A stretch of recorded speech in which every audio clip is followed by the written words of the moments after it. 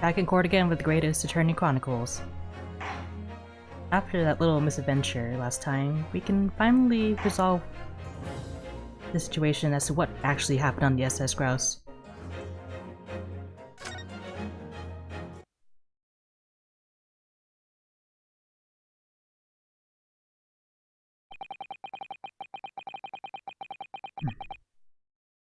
The unexpected halt of proceedings sent a clamor around the courtroom. But outside the Bailey, where Londoners knew nothing of the secret trial within, it was a typical still night. Then at a little past 8 o'clock that evening, Mr. Sholmes and his partner returned to Baker Street.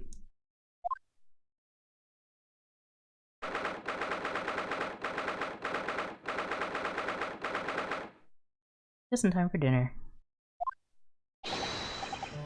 You have returned, my dear fellows.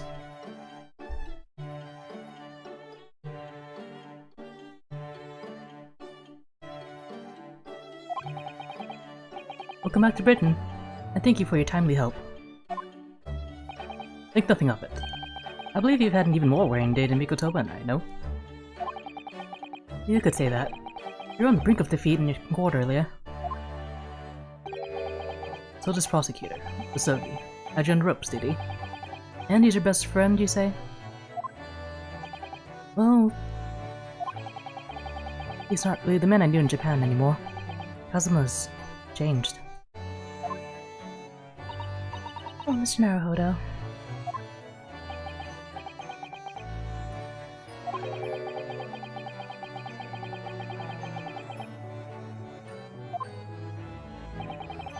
Well, nevertheless, you must introduce me. After all,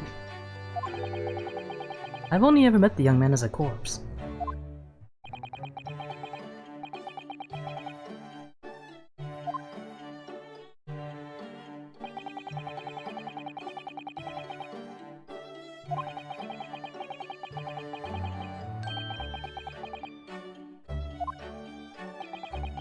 Now then, I must say, it's really quite a journey all the way to France.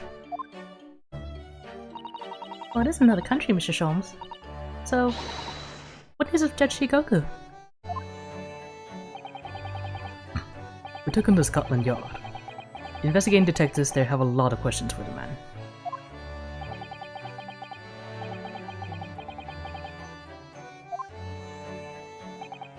Ah, yes. I picked this up at the telegraph office on our way home. What is it? Surely you haven't forgotten already. I put upon you for the matter only yesterday. You put upon me, Sholmes. I had to fill out your telegram to Japan and foot the bill as well. Oh, you've had a reply already?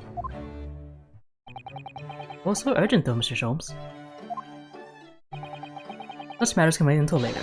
I'm far too hungry for an involved conversation at present. Well, that's good news. Because supper's ready, everyone! And what a feast it is. If I were none the wiser, I think the trial were won already. Roast beef, kipper, stew, steak, and kidney pie. Yorkshire pudding. Tomorrow could be a very long day, so eat up! In that case, I think I'll seat myself just here. This place appears to be the only one set with a helping of pheasant as well. Oh, sorry, Hurley, not there. Why ever not? Are we in set places this evening? Yes, and that place is for Susie's daddy. For me? That's right, came here especially for you, Professor Mickey. I see. Well, that's terribly kind of you.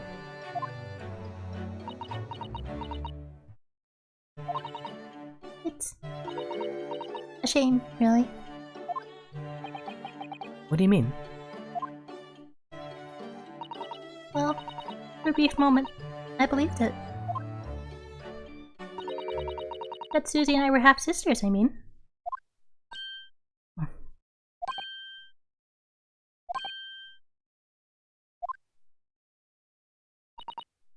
Iris, do you mean... Yes, I know now. I overheard yesterday. As you listened in on the conversation you had, after I tricked you into thinking I'd left. What?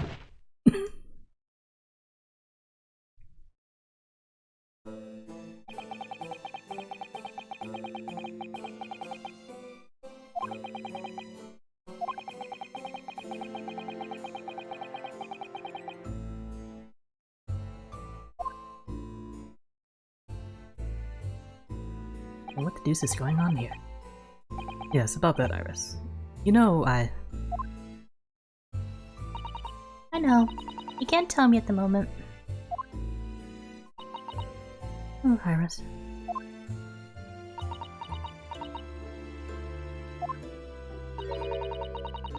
The peasant is by way of an apology. I'm sorry for eavesdropping. Oh, no, that's quite alright. I get any apologetic pheasant.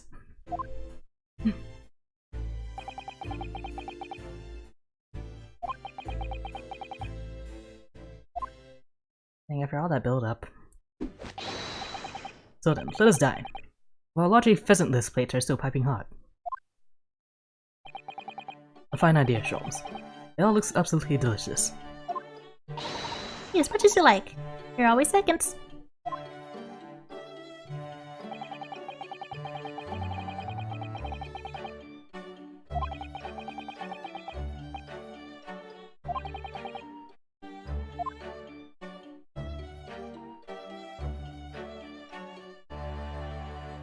Get your feet off the couch, you slob. Yeah,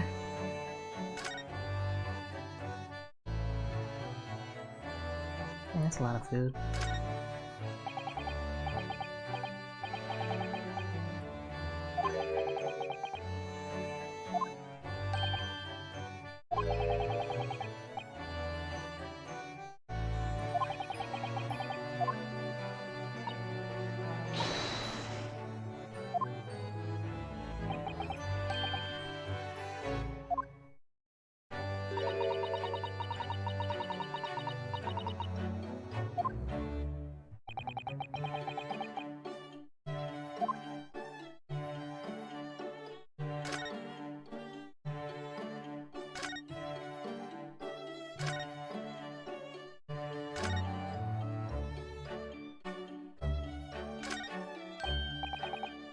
Mr. Sholmes, what are you doing?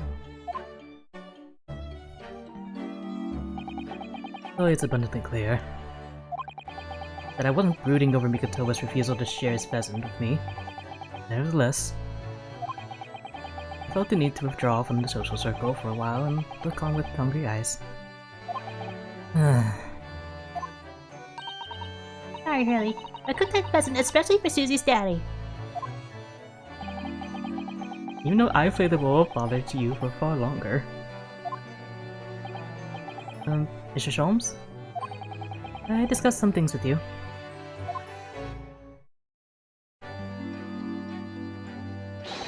Certainly, my dear fellow. I find myself quite in the mood for a spell of conversation. No doubt, you're hungry to learn more of my deep love of game. I can probably contain my curiosity on that one.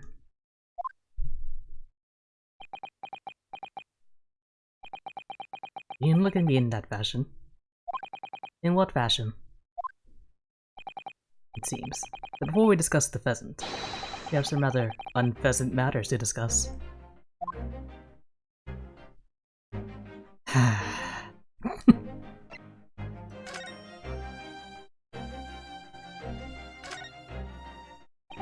So, what was in the telegram you received back from Japan then?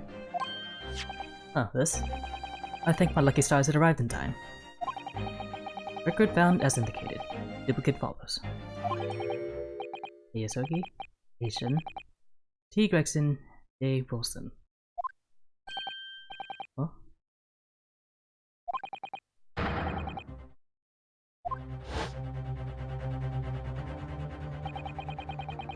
Came up in that unforgettable case last spring. What appeared to be a simple case of aggravated murder turned out to be masking monumental intrigue. Both that involved the sale of British governmental secrets to foreign states. Exposing the means by which those secrets were being leaked, we deciphered a fragment of a message. Yasogi, Asian, T. Gregson, J. Wilson. but we didn't find the names out until the case was over. And we never did get to the bottom of what they meant. All we knew was that the information had been sent by somebody in the British government to somebody in Japan. So, why are the names coming up again now? Yes. Where did the sender of your telegram discover them, Mr. Sholmes? I've heard the message I wrote yesterday. Allow me to read it to you. Enter Judge Shigoku's office undetected and investigate telegram records. Expect to find communication from Britain dated 1 year ago. This is the 4 names. Need by tomorrow. Naruhodo. I sent it to a detective I know who specializes in clandestine missions of this nature. Yes. Inspector Hosonaga undertakes such an owner's tax for you? Why are you using that picture of him? And in my name?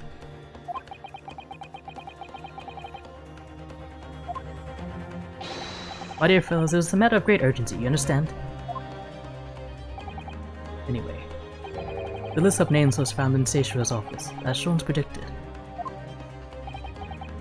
So you mean that mysterious collection of names that was sent from Britain to Japan was... It was sent to Judge Shigoku. He was the intended recipient. But that doesn't answer the question of what the list of names actually signifies.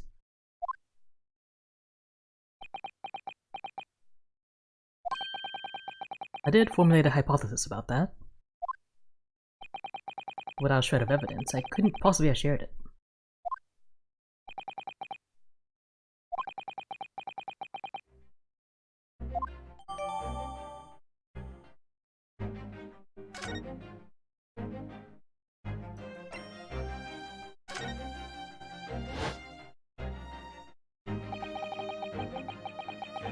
That tragedy we had to go through on the SS Buria.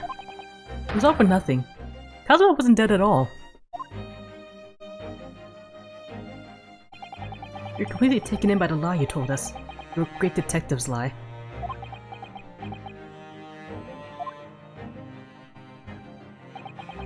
I took no pleasure in deceiving you. However, at the time, all that concerned me was preventing the young man's study tour from taking place, whatever the cost. What? I capitalized on the events that transpired to see that he was sent back to Japan. His remains, you mean? Precisely, Mr. Sato. And then, I made sure that somebody else was sent to Britain in his stead. My, you mean? The arrangement between our two countries was already in place. One university student lawyer and one judicial assistant to be accommodated on a study tour. In other words, I reached for someone else to fill the place originally intended for Mr. Asogi. I would successfully prevent the man from arriving on our shores for several years at least. Wait, do you mean to say that he was on aid of stopping Kazuma from coming to Britain? That's why you... Think back, Mr. Naruhodo. Was there not somebody who quite casually urged you to continue on the voyage to England?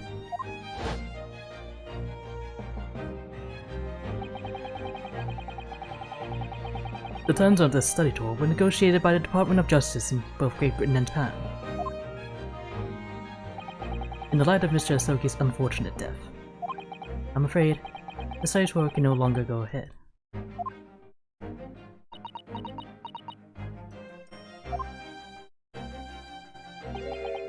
My dear fellows, the majority of problems have an extremely simple solution, you know. All you require is one lawyer, and the study tour can continue, surely. Lemon watching, welcome to the stream. But there's no one else with the necessary qualifications, Mr. Sholmes. We know of no other lawyer. The voyage to London still promises a good month of time. Ample opportunity, I would say, to find yourselves another suitable lawyer.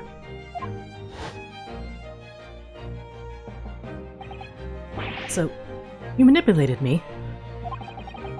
I've often remarked on the extraordinary lengths to which friendship will drive a man.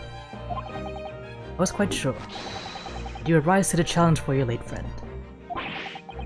I don't believe it. But if it was all contrived? I mean, what happens treated by the authorities as murder? The woman was mistakenly arrested as the perpetrator.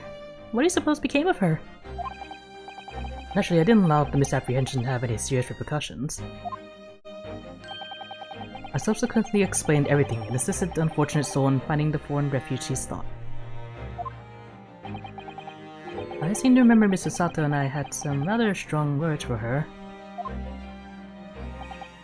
Well, she was certainly not devoid of all guilt. She deserved every word, I'm sure.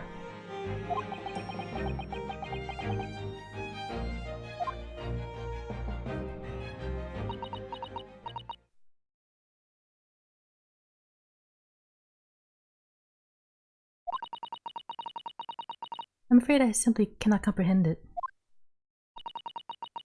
Why would you go to such lengths with your Sholmes? Why were you so determined to stop Kazuma-sama from reaching Britain?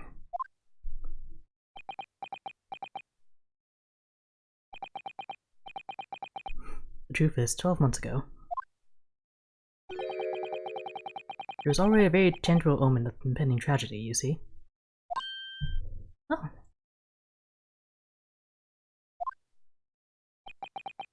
No, ma'am. At this very moment in time, it's close at hand.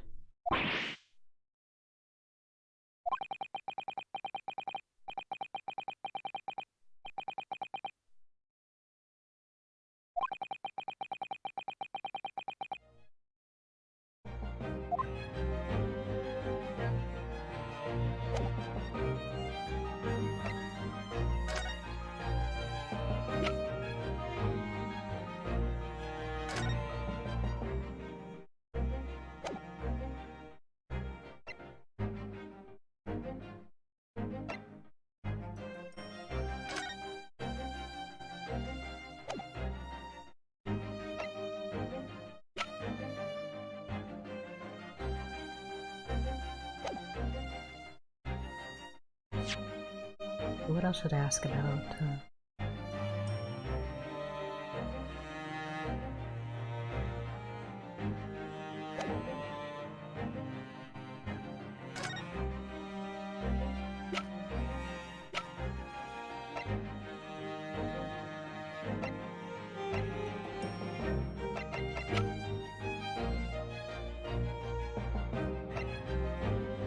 Do I ask about this again?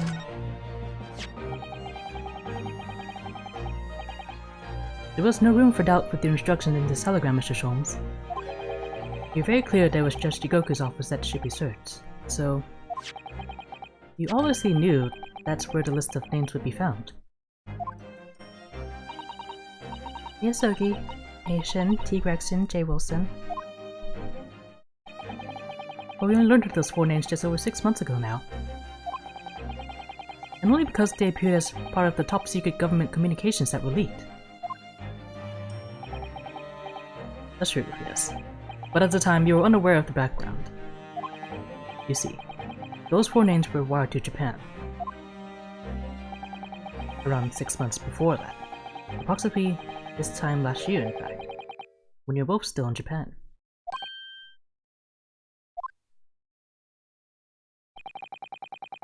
It really would be hypocrisy on my part to reprove others for intercepting state secrets. Because after all, I'm perpetually eavesdropping on communications between the British and Japanese governments. You're perpetually doing what? How? Never mind the details, but you should know. No secret is safe from Herlock, Sholmes, when he has his designs on knowing it. Oh my, Mr. Sholmes, what a fabulous line. Now, 1 month after that list of 4 names was wired to the recipient, Jigoku in Japan, Dr. John H. Wilson was murdered. As soon as I learned of the incident, a hypothesis rapidly took shape in my mind. As it turned out, I was partly correct, and partly mistaken. Nevertheless, it was the beginning of all the tragic events that were to follow. Mr. Sholmes, please, tell us all you know. It says about these 4 names, and tragedies to which they're all somehow connected.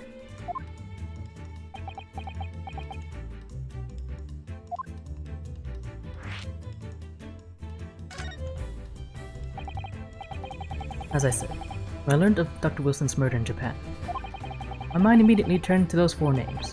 Because, you see, there's someone else on the list, who I believe to be recently deceased. What? Who? Shin, as it was transcribed in Japanese script. In actual fact, is Asashin.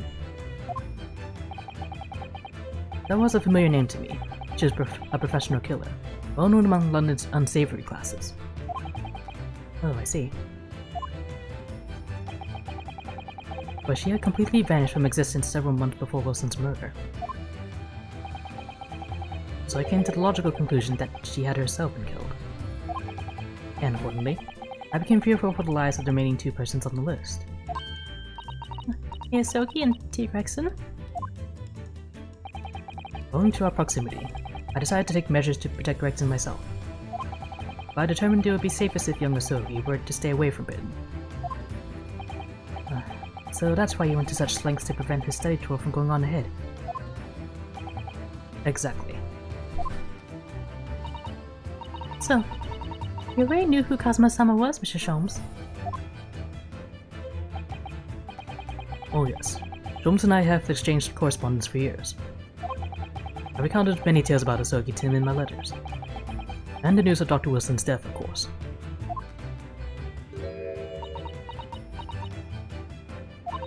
So, Dr. Wilson is dead then?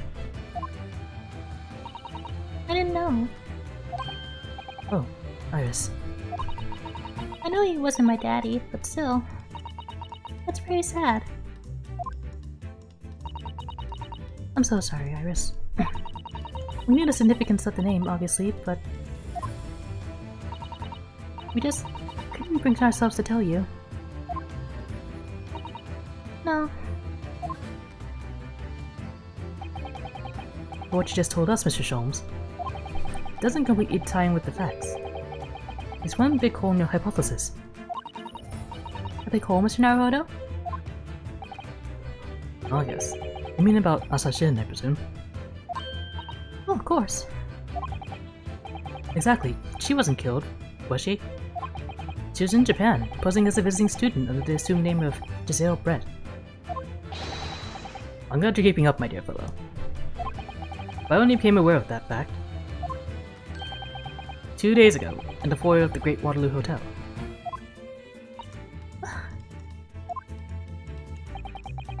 And upon hearing that startling revelation, the hypothesis that I'd formed surrounding those 4 names was completely turned topsy. What? Topsy?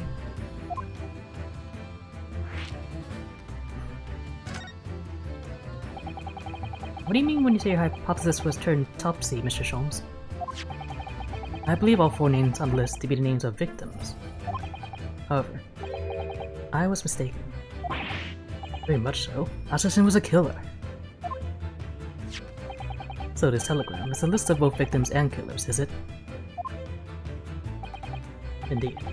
It was seen that Miss Shin was dispatched from Britain with the sole intention of dispatching Dr. Wilson. Her visiting student status being merely a front. Which would, of course, explain why no motive could be determined for her actions. So the real reason Dr. Wilson was killed by Asashin is because he was the target of an assassination. Informed with that knowledge, fresh consideration of this telegram puts the list in a very different perspective. What do you mean? Well, does it not strike you? There's another among the 4, who subsequently became a visiting student. Wait, you mean? But of course, a name you know only too well. You mean Kazuma? He did sing court earlier today.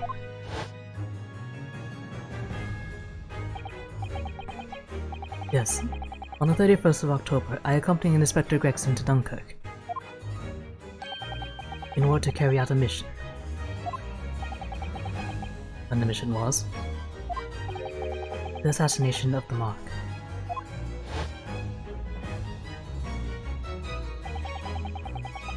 Young Mr. Osogi accepted that mission a year ago now. Surely not. In conclusion, this document is a contract of sorts. An international agreement, you might say, detailing an assassin exchange. An assassin exchange?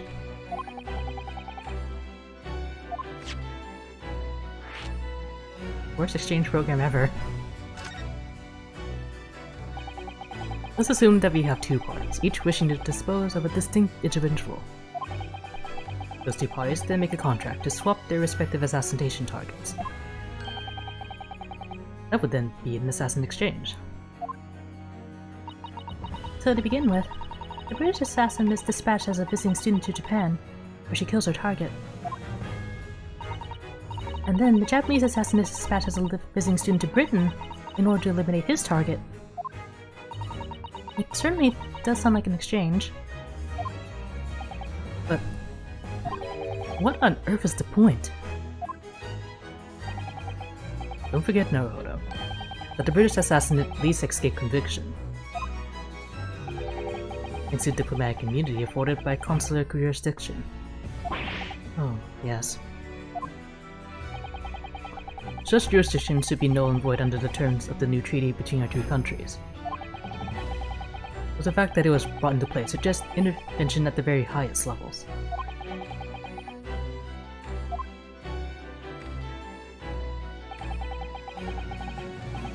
These matters were two sides of the same coin, linked not by a common motive, but by contractual agreement.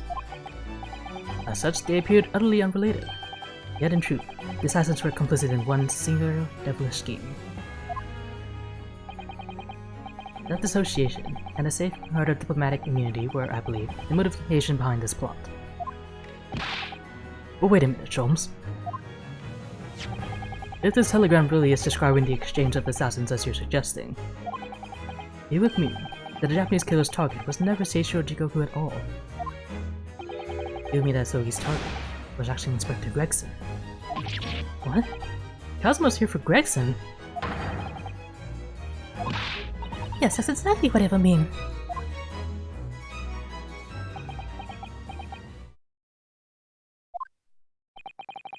I hold myself personally responsible for failing to keep the inspector safe. Mr. Sholmes. I told him of my fears and implored him to seek a transfer to an overseas position. Obviously, with the young pickpocket in tow. Come to think of it, Inspector Gregson did mention that to us at the Great Exhibition, that he'd be transferring to the Paris police and taking Gina with him. But without informing me, he engaged in one less assignment, it seems. And sadly, it turned out to be his very last.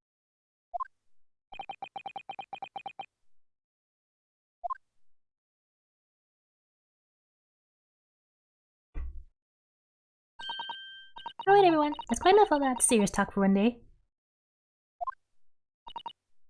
Isn't it early? I mean, look at the time.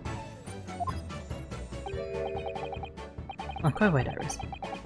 We must conclude our preparations for tomorrow.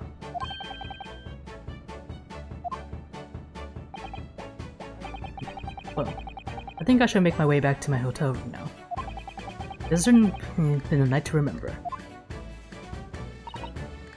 It is a little bit sad though.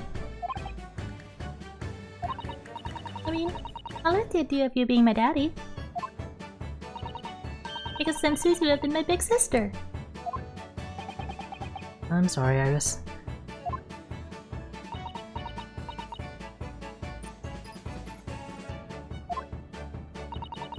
I know, Iris. I was thinking quite the same thing. Were you? Well, somebody like me would be worthy. I'd be delighted to become your sister. What? Really? Oh yes, without question. So, you're teaching me all the ways you know to throw Runo to the floor? Yes, of course. It would be my pleasure. You didn't have to agree quite so readily. Oh, but wait a minute. Suzu's gonna be my big sister. You can be my big brother if you want, Runo. Huh? I mean, yes, of course. If you have me, I'll gladly be your brother. Well done, Iris. You must always be mindful of feelings. I've raised you so well.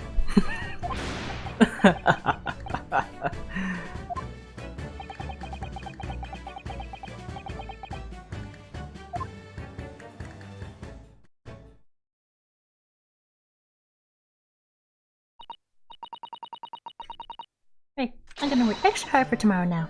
Because it's my big brother and sister. What is all this talk about preparing for tomorrow? Preparing what? I'm a lawyer. You just have to wait and see. Oh. Good luck in court tomorrow. I'm expecting a sterling performance. I'll do my very best, of course.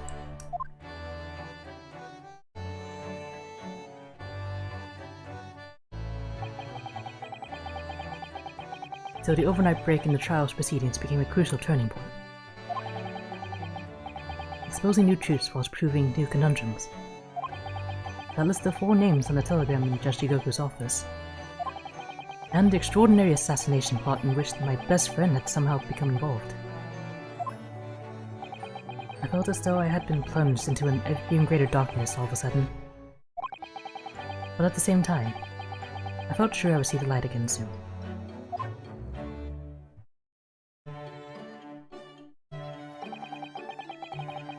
Because I was lucky enough to have the most wonderful family in the world standing steadfastly behind me. And nothing stronger than family.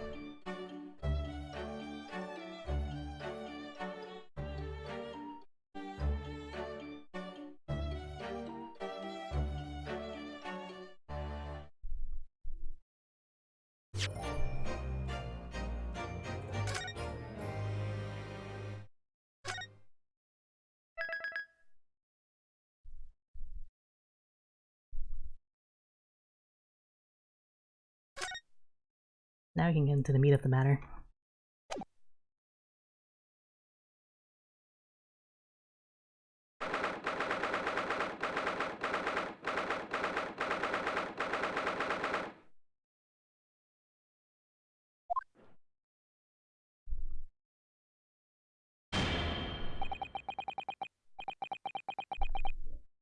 Before we begin today, I have a brief announcement. As with the closed trial 10 years ago, some astonishing facts have come to light in these proceedings.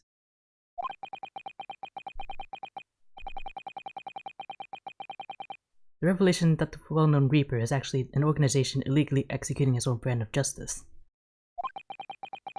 And the discovery that a respected yard inspector was at his heart, until he himself perished in an assassination plot.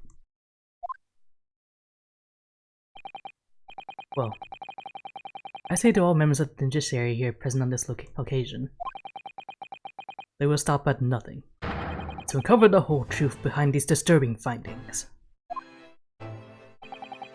Counsels, we will undertake this trial with the resolve to pursue the truth to the bitter end.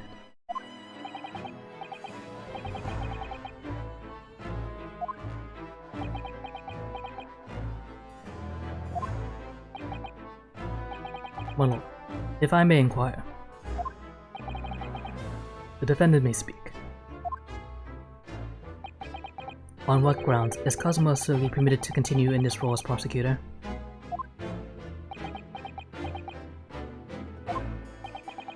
He has admitted to colluding with the victim in a plot to assassinate an innocent man. He shouldn't be enjoying the privilege of freedom, let alone be leading the prosecution. I submitted a written petition to Lord Stronghold, requesting that judgment of my transgressions be delayed by 1 day. You did what? In today's proceedings, I intend to expose everything. My whole life for the last 10 years has all been leading up to this. Kazuma. Not this one day. Whatever the outcome of this trial, I'll give my word that I will accept whatever punishment is deemed appropriate, however severe. And I suggest you prepare yourself for the same, Reaper.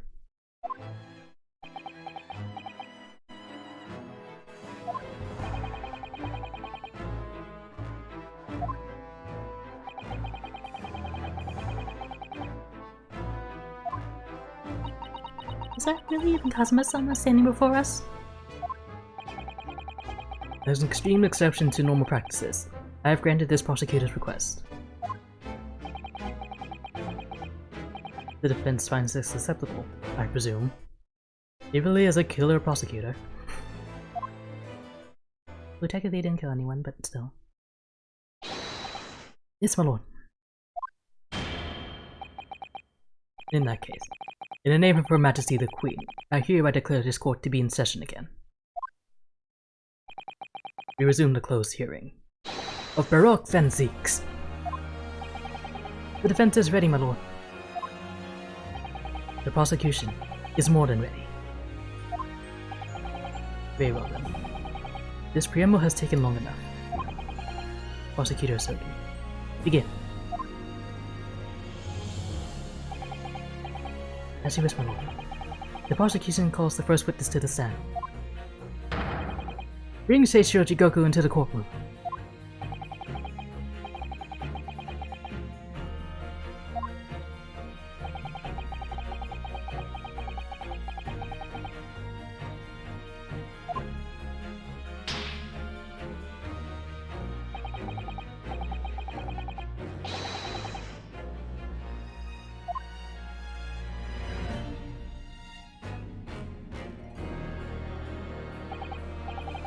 Witness, state your name and occupation for the court.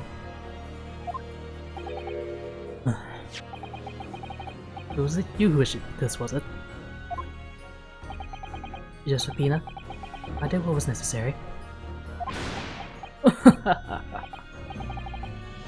Look what the young man has become. I didn't think I'd see the day when you'd take that tone with me, I say. The witness will ensure his responses are pertinent to the questions asked.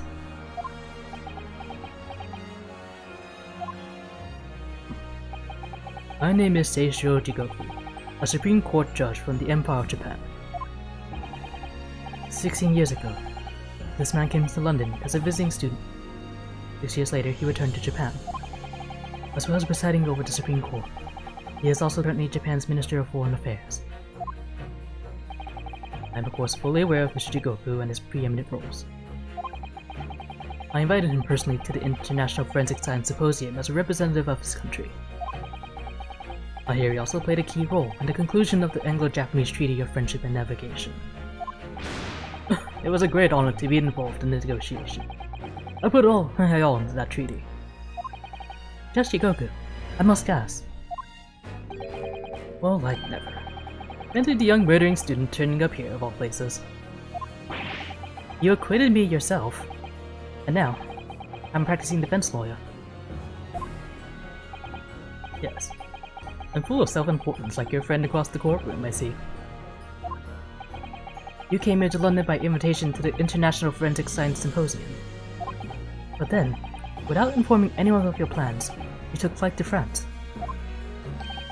Took flight? I'd have to reject that turn of phrase. Then explain yourself. What exactly were the circumstances? Well, I was somewhat expecting this. I'm sorry to say. I decline to comment. What? Can he do that? Leaving the country prematurely when I was an invited guest may be questionable etiquette. But my decision is unrelated to this case. I can't be bound to testify. Unrelated, you say?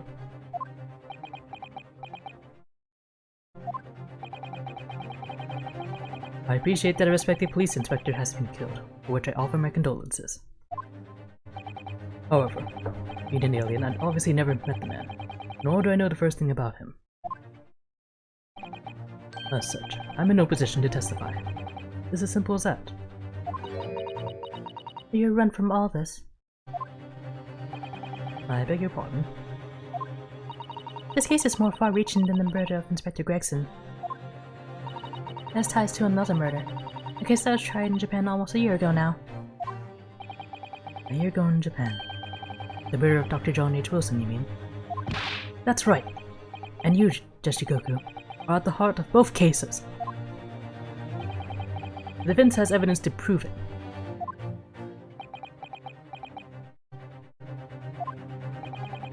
Well, Ryunosuke, I see from the look in your eyes that you're resolved to carry this through to the very end, too.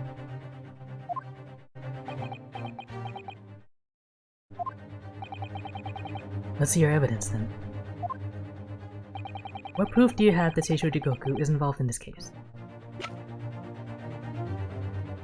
Take that! This is a telegram detailing a communication sent between Hidden and Japan approximately 1 year ago. The communication contained 4 names: A. Asogi, A. Shin, P. Gregson, and J. Wilson. You little... Where did you get that? Don't break the stand again. In Tokyo. From your office. Yoshikoku. What? How on earth did you... What's this all about? Why is my name on that list? This list of 4 names follows a certain pattern. P. Gregson and J. Wilson are the names of victims. Keisugi and A. Shin are the names of assassins. No.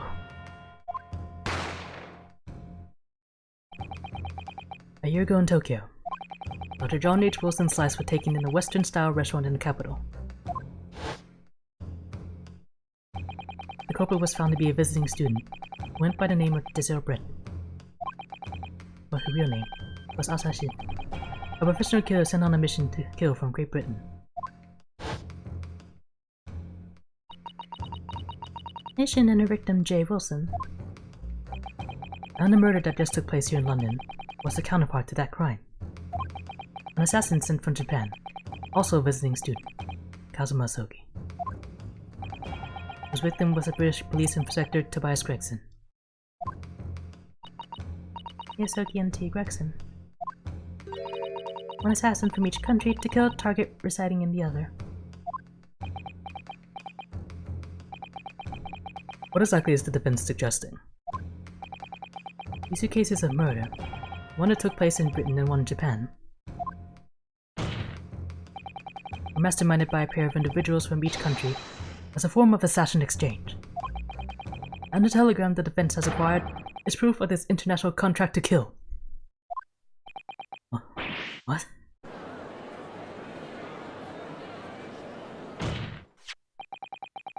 The telegram was found in your office, Yoshikoku. In other words, the mastermind in Japan was you.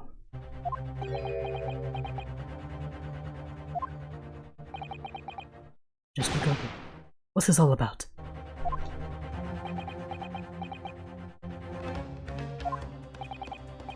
And you, Kazuma, you lied. During yesterday's proceedings, you acknowledged that you'd accepted the assassination mission. But the mark wasn't Yoshikoku at all. It was C. Gregson, Detective Inspector of Scotland Yard, as shown by the name on the killing contract. Very impressive, Ryunosuke. But actually, I didn't lie. The name of the target I was ordered to kill never passed my lips yesterday. The idea that Seisho Jigoku was the mark came entirely from you.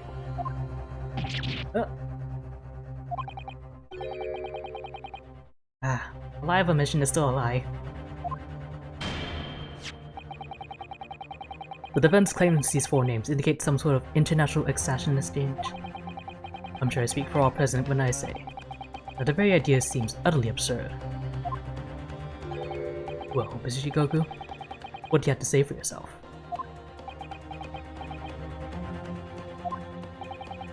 His silence only goes to prove his guilt. There's another very important point that this new development brings to light. There's now a distinct possibility that the scene of Inspector Gregson's actual murder was in the witness's cabin aboard the SS Grouse. Goku, you have to testify now. To refuse would put you in contempt of court. I know that, I'm the judge. There's no need for quite such a vicious stare, young man. Very well then. As a parting gift to you all, I'll tell you everything I know.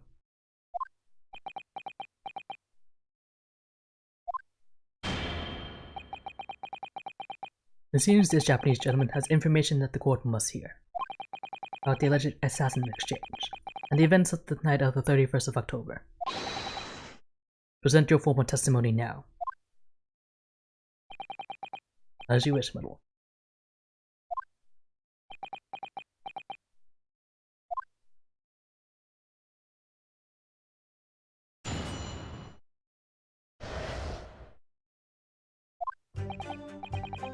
It's true that Kazuma Asogi was assigned the assassination mission 1 year ago now. The target was Inspector T. Gregson. That was a condition of the British study tour. However, in the end something happened that meant the young man was unable to carry out his mission. On the evening in question, a member of the crew was on duty outside my cabin at all times. If there had been a shot fired, the crewman would have heard it, so clearly I can't be involved.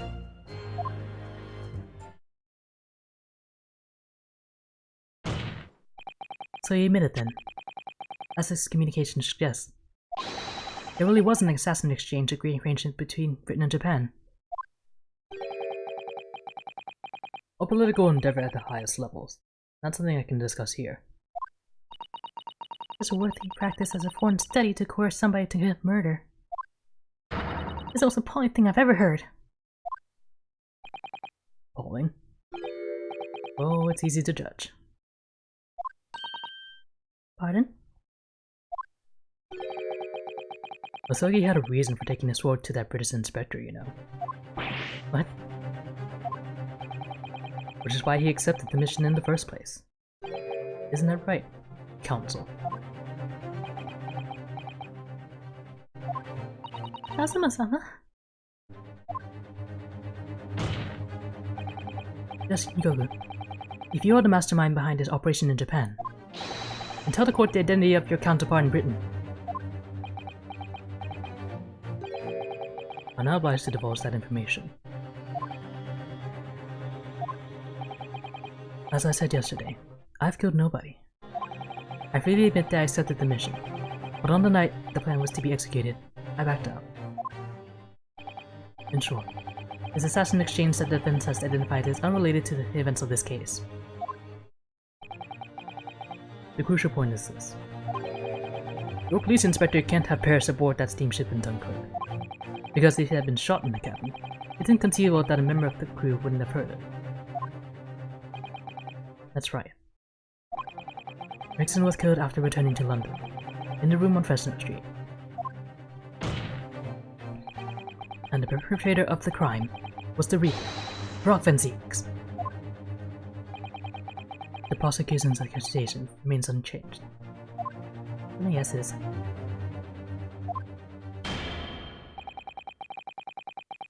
to think that a seemingly innocent foreign exchange program was a facade for such Machiavellian dealings.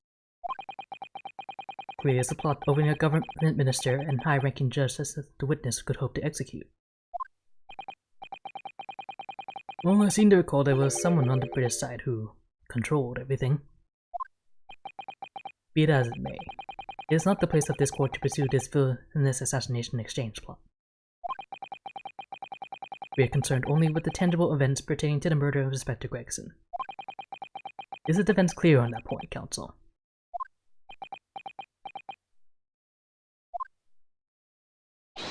Yes, my lord. I'll keep that in mind as I cross-examine the witness.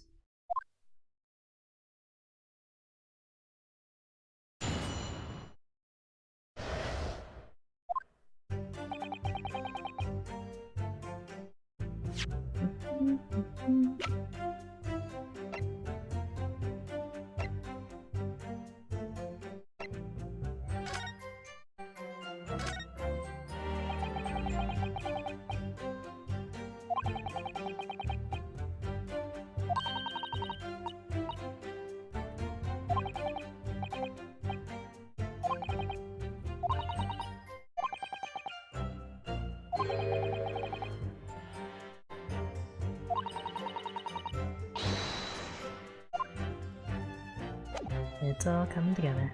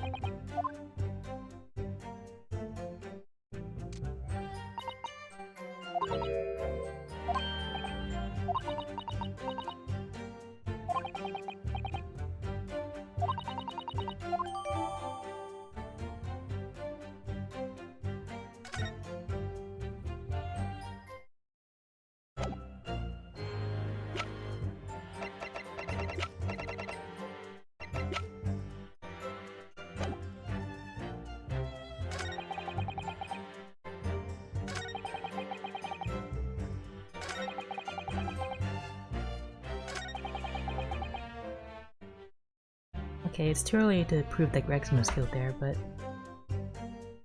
Hold it! The crewman who was standing directly outside your cabin door, you mean? That's right. A muscular man with a permanent grim expression on his face. He didn't once move from that spot. To be honest, I thought he was a miserable fellow. But as it happens, he's a vital witness now. There's no doubt that Gregson was killed by a gunshot.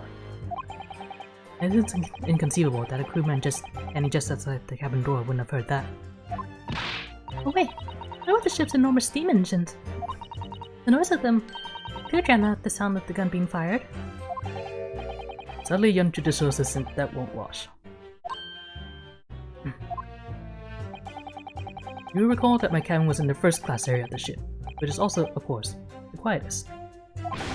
Don't imagine for a moment that it's anything like steerage where the judicial assistants go. I didn't mean... Dang. But a hole like that made by a bullet was found in your cabin, Jashigoku. That's compelling evidence that a gun was fired in there. What's that? A bullet hole? Oh yes, you're talking about what the detective uncovered in the wall yesterday, I presume?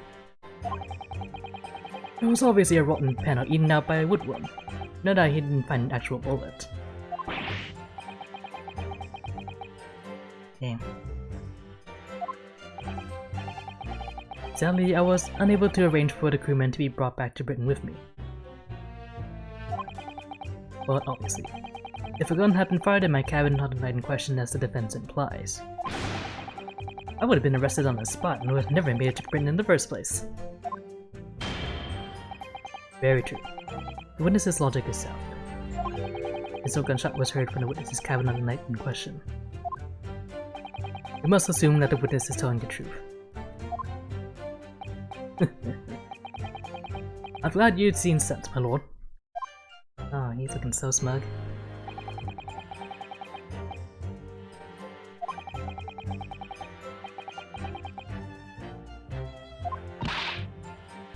It's unforgivable.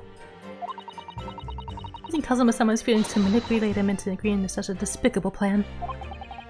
Well, I think Cosmo manipulated Jashigoku too. He completely double-crossed him. Oh dear. It's hard not to see that as a stroke of brilliance on Kazuma-sama's part. I really think that the murder must have happened aboard that steamship. So you mean... Jashigoku must be lying. I think I got it now. I know I shouldn't let my emotions cloud my judgment. But you must destroy him, Mr. Naruhodo.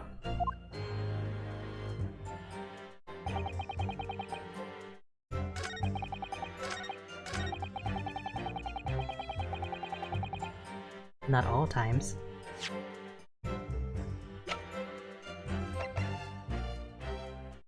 Objection! Yes, as the court has heard, there's a crewman posted outside Yoshigoku's cabin. However, you can be sure that, contrary to the witness's claim, the guard wasn't there at all times. I have here a notice of a particular event that was scheduled to take place aboard the steamship on the 31st. Where'd you get that? It's ever since Scout Mr. Sherlock Sholmes. You were acquainted yesterday, if you remember. Sherlock Sholmes again. According to this itinerary, after leaving the port of Dunkirk at exactly 10 PM, and for a period of 20 minutes, all crewmen on the SS Grouse were going to gather on deck for an evacuation drill. Remember, away from their posts? And during that 20-minute interval, of course, any gunshots emanating from your cabin would have been heard by no one.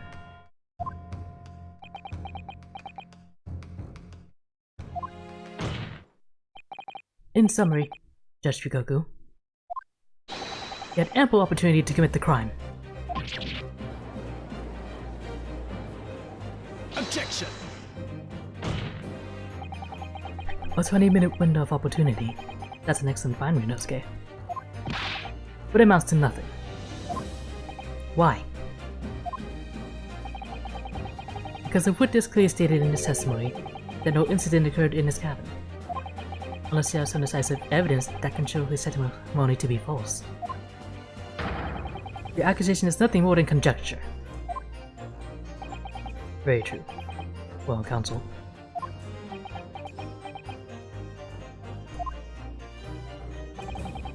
Inspector Gregson was killed in Yoshigoku's cabin that night. I'm certain of it. Because the defense has the evidence to prove it. You present the evidence for the defense at once, counsel. What proof do you have that the victim's life was taken in Yoshigoku's cabin on the 31st of October? Take that! Yoshigoku, this was found in your cabin yesterday. What is that? The crown of a pocket watch. Pocket watch. And if you will observe, the victim's pocket watch, which you know he treasured, is missing precisely that part. It can't be. Moreover, this crown is a perfect fit on the spindle protruding from the victim's watch. Now, the fact that this was retrieved from Yoshigoku's cabin tells us that the victim's watch almost certainly broke there.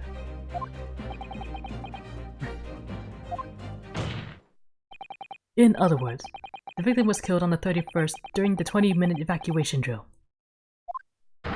In the cabin occupied by you, Yoshigoku.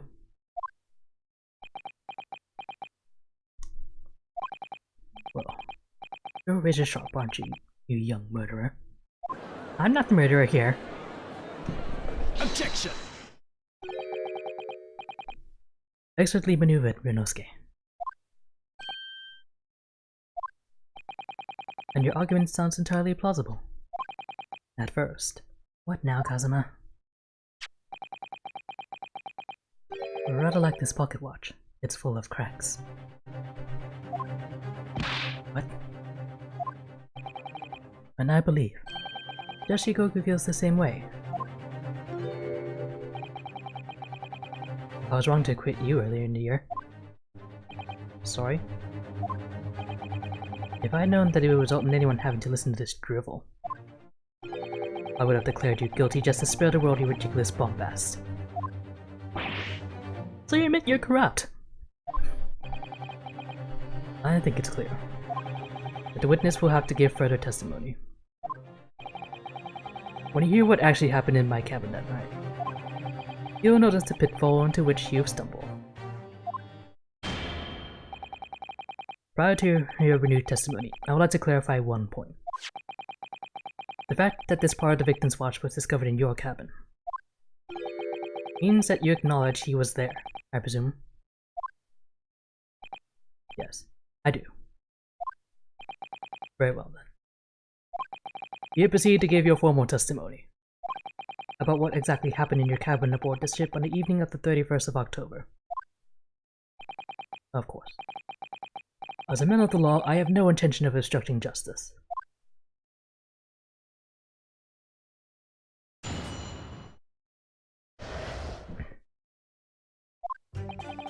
I had a guest waiting for me when I returned to my cabin after finishing my evening meal in the dining room. When I walked through the door, a mustachioed Englishman was there, foolishly waving a gun at me. I soon took care of him with an iponseatre and a throw though. He couldn't wait to run away after that. I imagine his watch was broken when I threw him over my shoulder. It has nothing to do with his murder. The inspector was clearly killed having returned to Britain, because his body was found in London.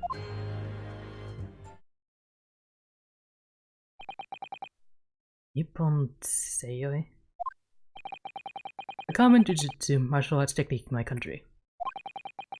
I was careful not to use too much force, but the man obviously landed too heavily for his watch to take.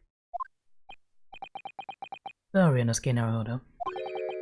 I imagine you can see the flaw in your logic now, can't you? What? The fact that the pocket watch was broken in the witness's cabin. In no way proves that the victim's murder took place there.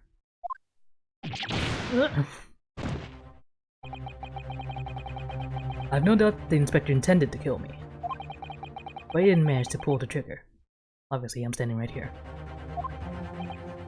Yes, because he was merely the tactician, not the Reaper's hand of death. Well, the testimony appears to make perfect sense as far as I can tell. Let me express my deep gratitude for your understanding, my lord.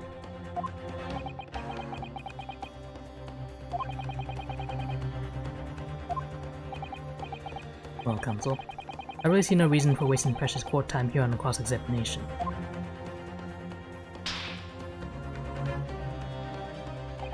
Sorry, my lord. The defense has a right to cross-examine, and I don't intend to squander that. You're an embarrassment to your countrymen, not knowing when you're beaten. In that case, proceed, Mr. Naruhodo. And don't you just start talking down to me like this?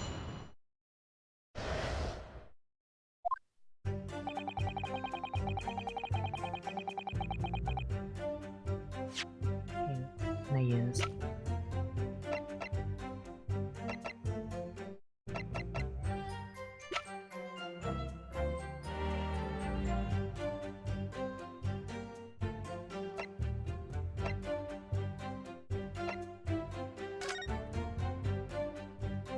It's so cute, it's a little bunny. Oh, it's got a little bag.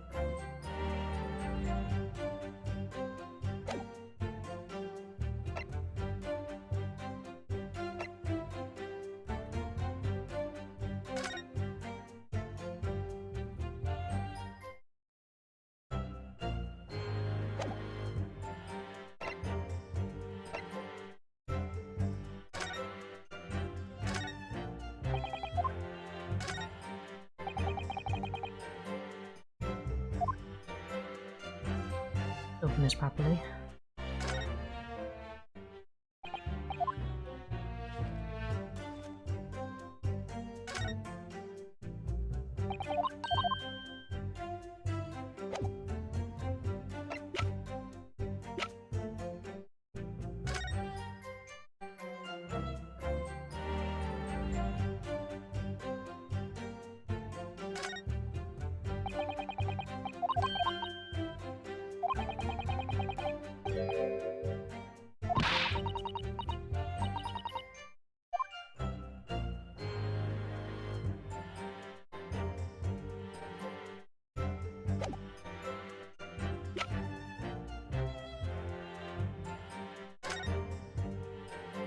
Hmm.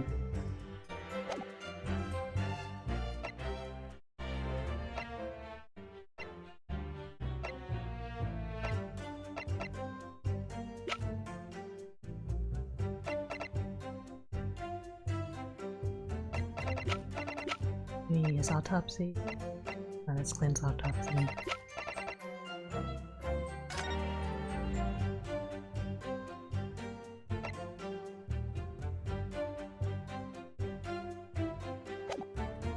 Hmm.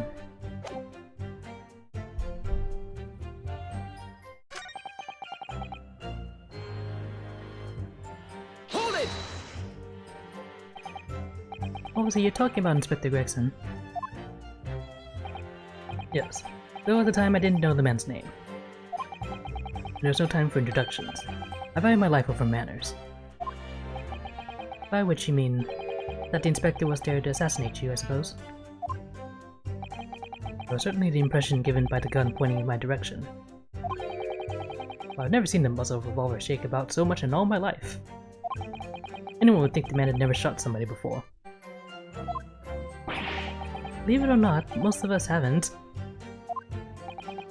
Anyway, there's no time to call for help for the crewman at the door, so I dealt with the man myself.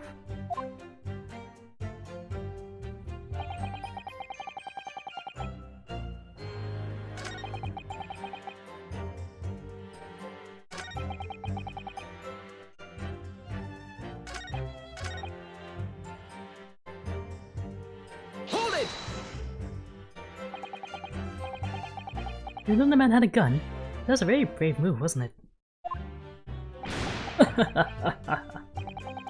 8.6 is far faster than a bullet, I can assure you. But surely all that commotion caused the crewman to come in, didn't it? Yes, of course. He burst in immediately without knocking. The inspector hurled himself at the stocky fellow and just managed to slip past him and make his escape. The outstanding guard does it again. Luckily, there aren't many situations I can't get out of using a quick Ippon Seiya throw.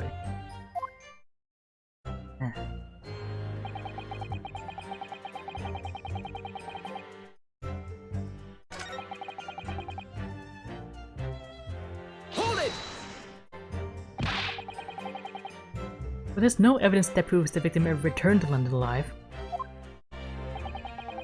Just take a moment to think that idea of yours through now, stripling. What? If the inspector was killed on the steamship in France, how on earth could he have got back to Britain? When people die, their bodies remain at that same spot. It's a devil of a thing. Well, then, obviously the culprit must have moved the body. How, exactly? Carrying a corpse off a ship in your arms would raise a few eyebrows at least, don't you think? Well, yes, that's true, but all passenger luggage is inspected when it's loaded from arriving vessels. And I'd like to think the border police would create the corpse of an English gentleman as hand luggage. If the murder had taken place aboard the ship, you imagine the body would have been disposed of at sea. There would be no sense in risking being caught by any transport the body back to Britain.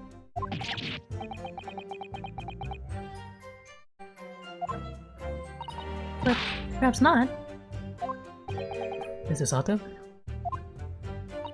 We've heard that the first-class passengers were under constant scrutiny by the crewmen posted to guard them. Which would mean that the culprit had no opportunity to dispose of the body in the sea. Yes, it's true. So transporting the body to Britain may have been the only viable alternative. Dear B, you really are new to this, aren't you? I thought I had been perfectly clear, but it seems I'm going to have to explain in words you can understand. I think I ought to alter my testimony. With your consent, of course, my lord. I have no objection. State your amended testimony now. There's no possible way I could have transported the victim's corpse back to Britain. There's gotta be a way.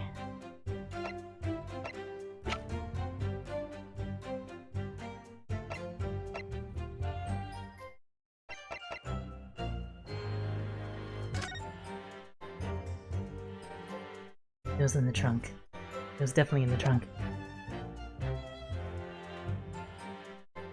Objection! There's no possible way you could have moved Inspector Gregson's body, you say? I would say the opposite is true. And what's that supposed to mean?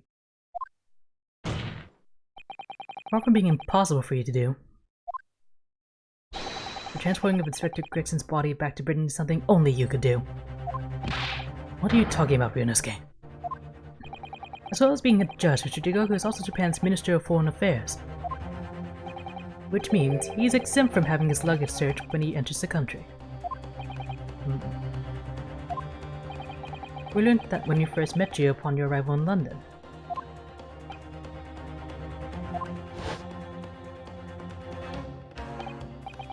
Well, all those passport checks and luggage searches at the border took rather a lot of time. I must say, I'm very envious of your ministerial status. You didn't have to go through any of that, did you? Oh, I knew you were jealous. I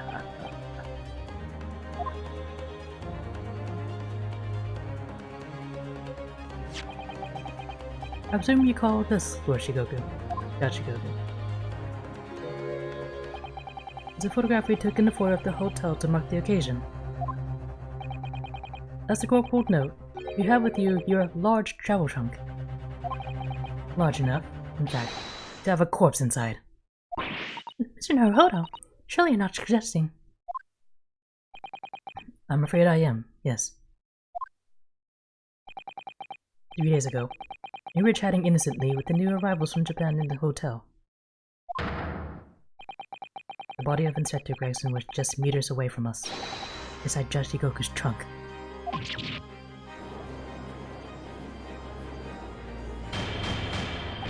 Order in the court! I'm skeptical, Counsel, that a grown man's body could fit inside even the largest travel trunk. The judge could fit in his own trunk. He saw it. It could.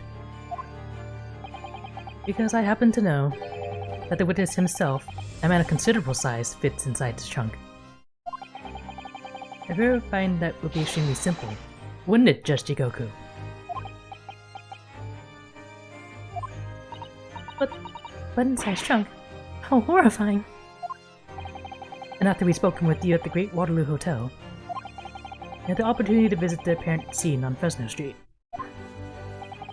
Taking your trunk with you in a cab to deposit the inspector's body. I don't have to listen to this nonsense. Dr. Gori, the coroner who examined the body, has confirmed the possibility. He's acknowledged there are signs that steps may have been taken to disguise the true time of death. The onset of the body's decomposition could have been delayed by storing it in a refrigerator. Counsel, as I remember explaining yesterday, refrigerators of the requisite size are few and far between. Yes, I'm sure they are, but one place they're certainly found is on large ocean liners. Such ships are equipped with electrically refrigerated cold rooms to keep food fresh on their long sea voyages. And SS Grouse is no exception. Professor Mikotoba told me about it only yesterday. Well, Judge Jigoku?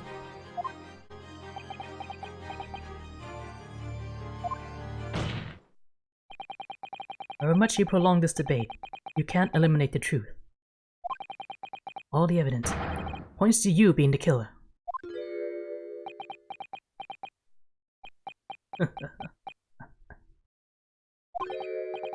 Well, this is all very heartening. I can see that it was a wise move, letting Nasoki and you embark on this study tour. What are you talking about now? Logical reasoning, of course. All court proceedings will be built on logical reasoning in the new century. And I can see that you've both laid firm foundations for that already. Shigoku, please, stop diverting attention from the issue at hand. The defense has made an accusation against you. How do you respond? Respond? There's really no need for me to respond, is there? Why ever not? Because before you can even begin to answer the question of when the victim was killed, We must first establish one key fact. Where was the victim killed? It's quite logical. The actual scene of the crime. The prosecution's stance is unaltered. The killing took place on Fresno Street when the gunshot was heard. As the accused Barack Fenzik shot the victim at point-blank range.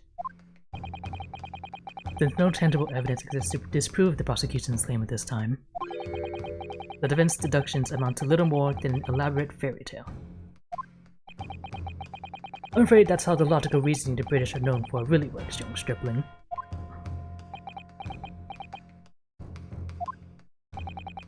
The victim was shot in that little room on Fresno Street and died instantly. I'm afraid it's the prosecution's claim. That's the only fairy tale here. How can you say that? Quite simply, because that claim directly contradicts a certain piece of evidence in our possession. Very tantalizing, counsel. I think you had better explain yourself to the court, don't you? The prosecution claims that Inspector Gregson died instantly when he was shot at the scene on Fresno Street. But this evidence clearly contradicts that claim.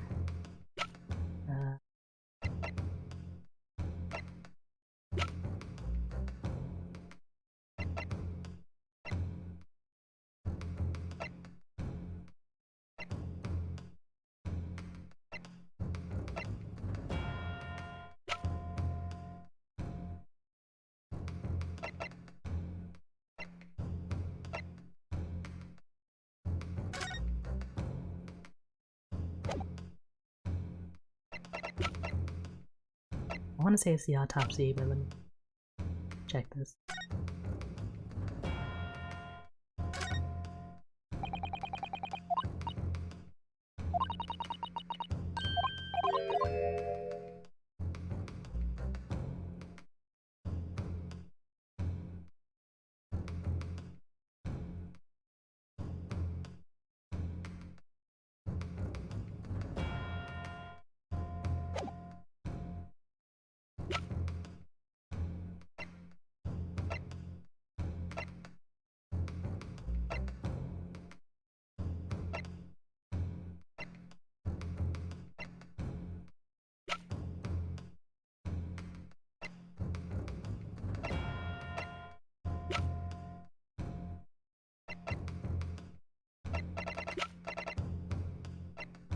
I'm gonna try the autopsy report. Take that!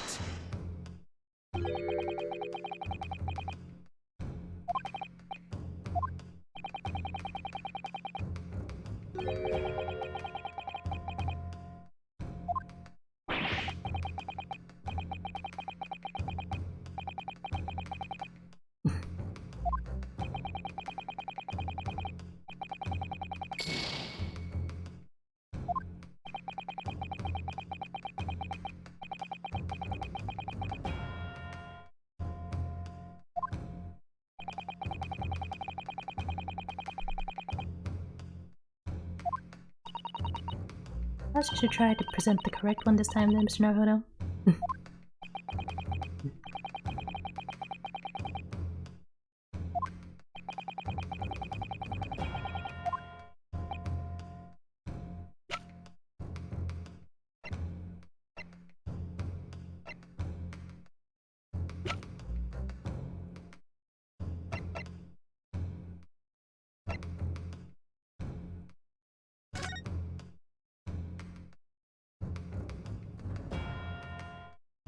Yeah, what did he say about this bloodstain?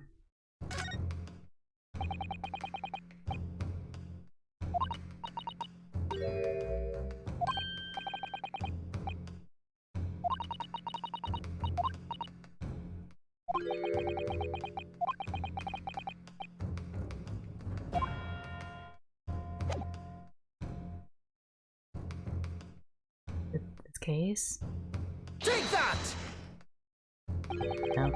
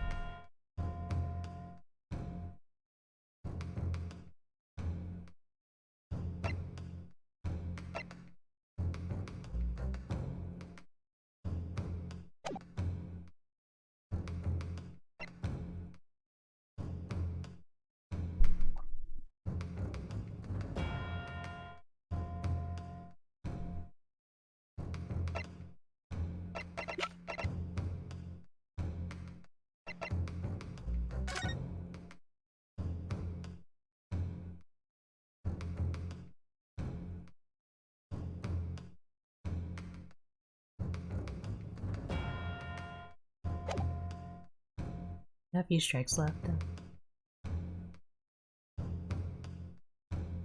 Take that! I got something. A photograph of the victim in the very location you claim he wasn't killed. Yes, but the point is, the posture of the body itself. Oh, we're trying to talk about rigor mortis again, of course. If Inspector Gregson had been shot there in that room, it's out of the question that his body would have been curled up in a ball like that. I'm sorry to disappoint you, but your logic is flawed.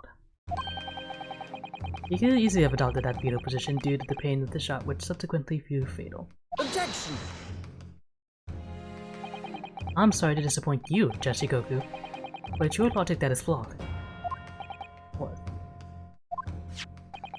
According to this autopsy report, the victim died instantly. He would have felt no pain, much less have been able to draw himself into that position. And he couldn't just coincidentally go into that position without falling over, I guess. I don't know how that works. Never shot anybody. We expect the question of why the victim's body is curled up in that way. Though the answer should be abundantly clear by now. You're suggesting.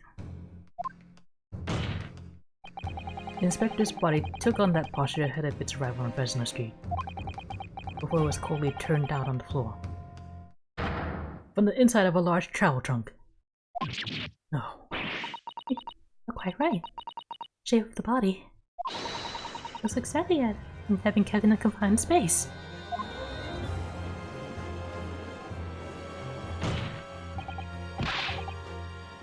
Jashigoku, present your trunk for examination. I believe it's very possible that it will contain traces of the victim's blood.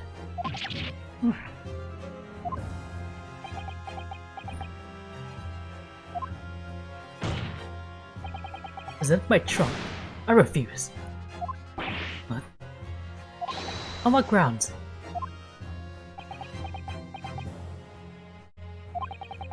I'm the Minister of Foreign Affairs from the Empire of Japan. I shouldn't have to put up with this treatment just because of some stripling baseless accusations. In other words, Jashigoku, there is blood in your trunk. I decline to answer that. As the Minister of Foreign Affairs, I have privileges that allow me to. At this moment, you're not a government minister. You're a witness in a trial in Britain's highest court. I don't care who you are, or what your status outside this courtroom might be. You will not withhold information. Nothing is more important than the truth.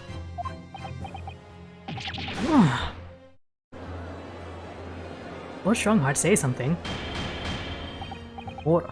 Order in the court. Well, Mr. Jigoku, what's it to be?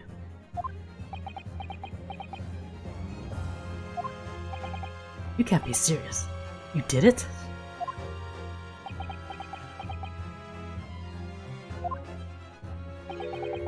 Have you no shame at all, Kazuma Asogi? What?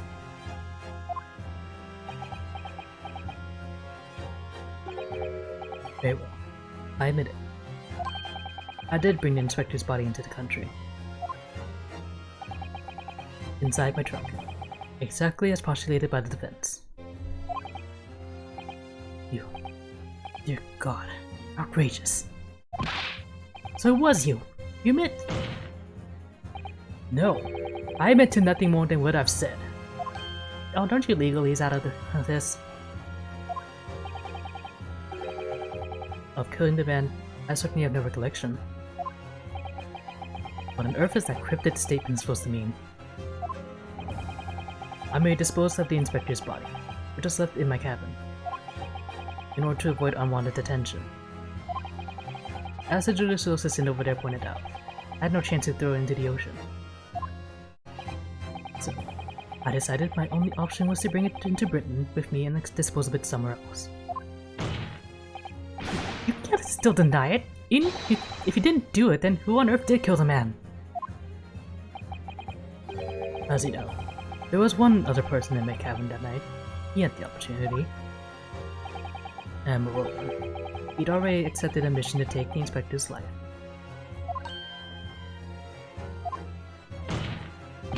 That's right. Who else could it have been? It was you, Kazuma Asogi. Dang, got you back. You.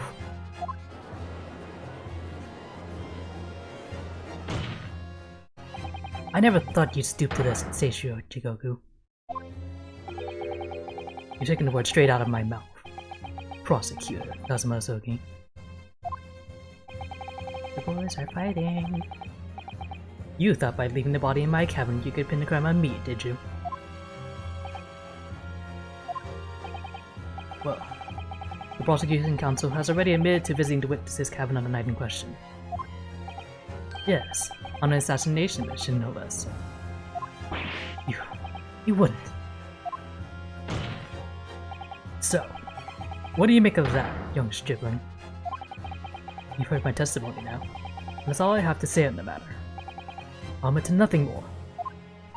I don't believe this.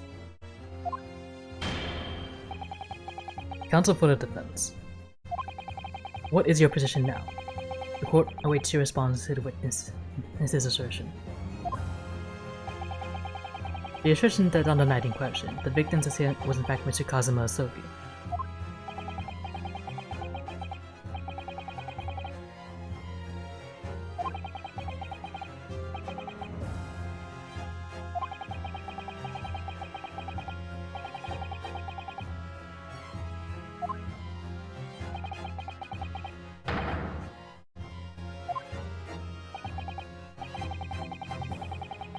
Very well.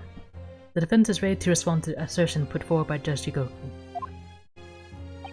The idea that the victim's murder could have been committed by prosecutor Asogi is...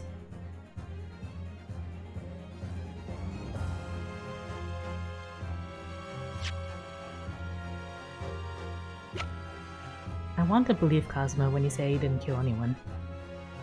But how do I prove it? I mean, he did try to cut him up.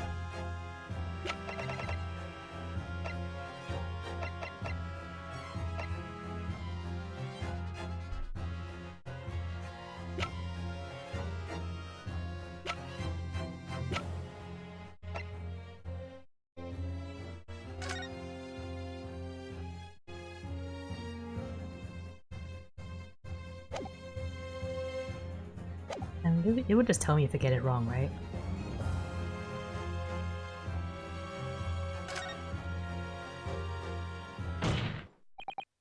Jigoku, let me remind you of something you said only a few minutes ago. You think that logical reasoning is the future of the judicial process. It is, no question. Well, logical reasoning can prove something here. Namely, that it would have been impossible for Prosecutor Sogi to commit the crime. What?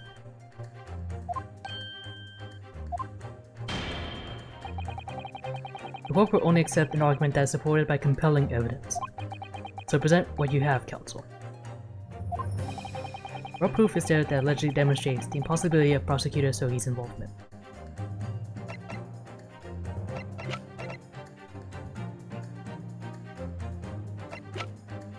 Kazuma wasn't staying in first class on the ship, was he? Check the passport.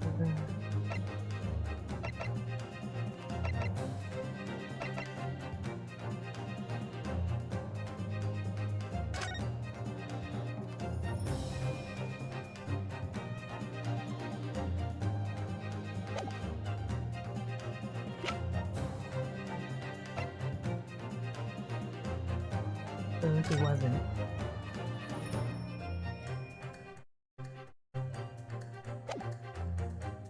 As the crew was all outside. You would have seen if he tried to kill anyone.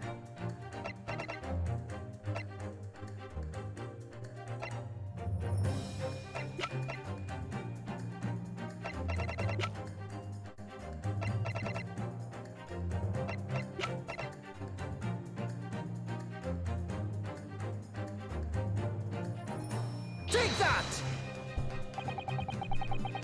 This itinerary for crew members of the SS Grouse, my lord. This is conclusive proof. An itinerary. How does that prove anything? Judge Jigoku, the moment you acknowledged that you found the victim's body in your cabin, this itinerary suddenly became much more significant. What? Why? On the night in question, as always, a crewman sentry was on guard outside your cabin door.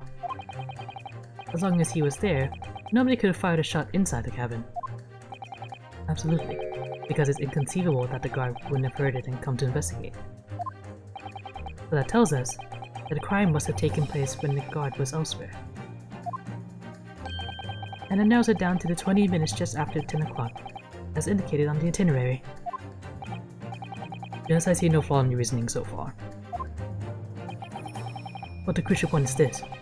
When the evacuation drill took place, the steamship had already put to sea from the port of Dunkirk. Now, clearly the murder could have only been committed by somebody who was aboard the vessel at the time. The prosecutor so stated in yesterday's proceedings, I didn't come to Great Britain to take anyone's life. So I left Gregson and disembarked the ship. I spent the night at a boarding house in the town and returned to England the following morning. I forgot he said this, actually. Which I'm sure the court will agree is conclusive proof that Kazuma Sogi couldn't possibly have carried out the killing.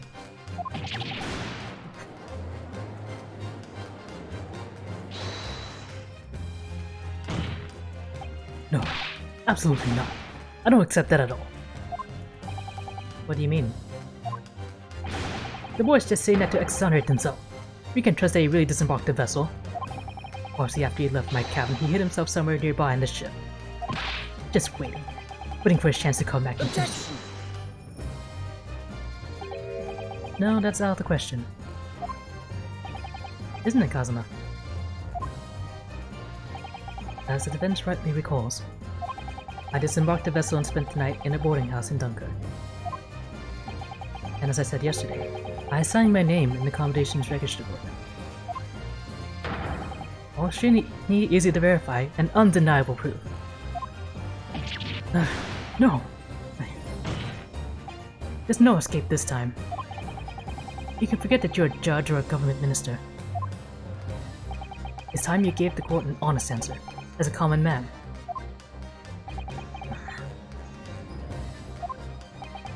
You killed Inspector Tobias Gregson and transported his corpse back to Britain. Then you dumped the body in the room on Fresno Street and made it look as if the murder happened there. That's what really happened, isn't it? Seishiro Jigoku? It was that damn trial 10 years ago. That's when all this began. Looking back now, my fate was decided that day. I was doomed already.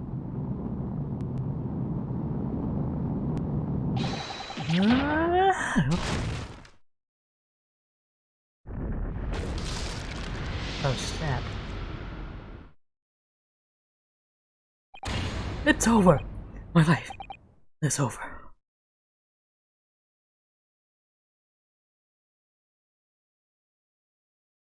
Yeah, is that what he did 10 years ago too? A British assassin to eliminate a professor in Japan. A Japanese assassin to eliminate a detective in Britain. Both assassins will use diplomatic immunity to evade conviction and return safely to their homeland. The assassin exchange request arrived from Britain about 1 year ago. Though it was hardly a request, it was a demand. And for that, he decided to recruit Mr. Asogi.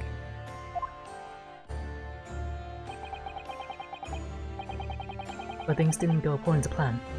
Your chosen assassin never made it to Britain, and you found yourself unable to dispatch a replacement.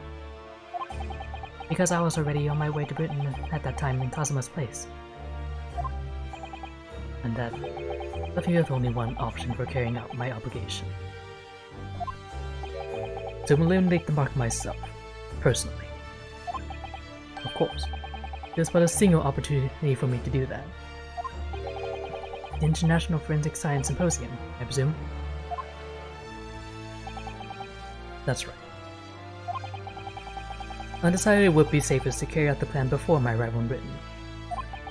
so I enlisted the help of my British counterpart.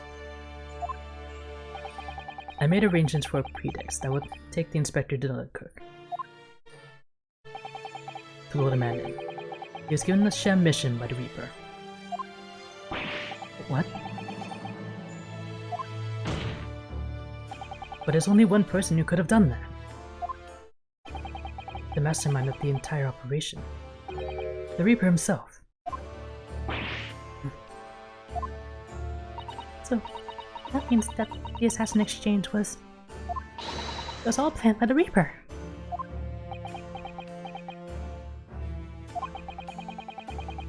I'm not at liberty to say anything about my British counterpart. Anyway, the inspector accepted the Reaper's mission and dutifully infiltrated my cabin on the steamship. It was all a trap designed to lead him to France and his own death. How awful. It was past 9 o'clock when I returned to my cabin from the dining hall that evening. I didn't give him the time to attack me. I choked him until he lost consciousness. But there was a guard just outside the door. I left it at that for the time being. Even the slightest noise might have aroused suspicion, so I bided my time, waiting. But at 20 minutes after 10 o'clock, I had intended to finish in my strangulation, but months before I had the chance. He suddenly came around and went for me in a reckless move.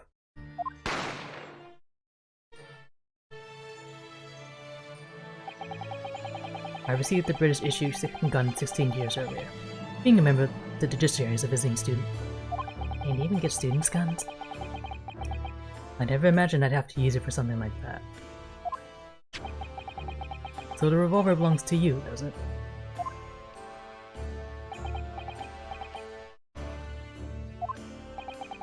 Then the victim was killed inside your cabin on the SS Grouse.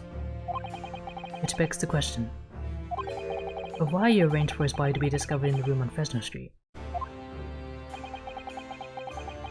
The young judicial assistant over there has already answered that question. There was no way I could take the body up on deck to throw it over the side. That's precisely where all the crewmen were gathered for the evacuation drill. So before the first class cabin sentries returned, I took the course to the refrigeration room. And then on arriving in Dover, you concealed the body in your trunk in order to smuggle it past the border police. I knew I needed to take steps if the police were to be convinced that when the body was found in London. In that case, you must have known. You must have had intimate details of Inspector Gregson's intended schedule. What did they say schedule? Yes, my British counterpart sent me everything I needed to know. The inspector was due at Fresno Street at 5 o'clock that afternoon, and wanted to meet a man by the name of Hugh Bloom, from whom he would take back his police identification. I decided that man would be the perfect person to set up as the culprit. I took a hackney carriage over there with the body still in my trunk. It must have been just after we took this photograph with you at the hotel then. Yes. I wasn't expecting a welcoming committee. I was more than a little nervous. On Fresno Street, I spotted a young girl setting a little firecracker.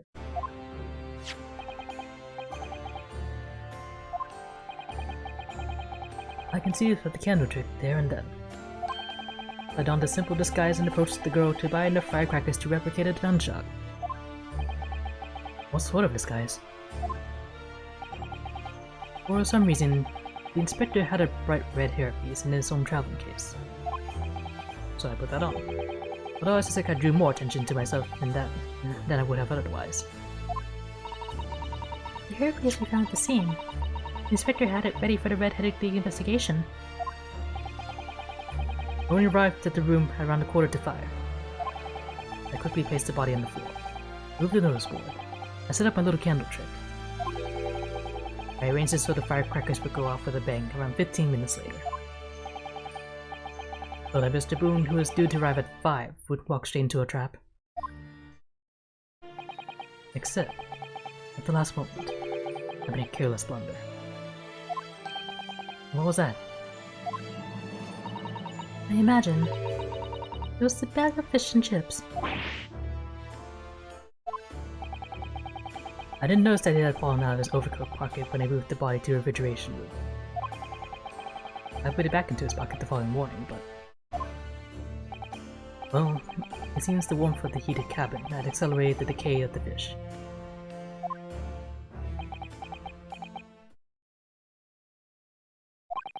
Anyway, that's everything. All the sort of details of what I did.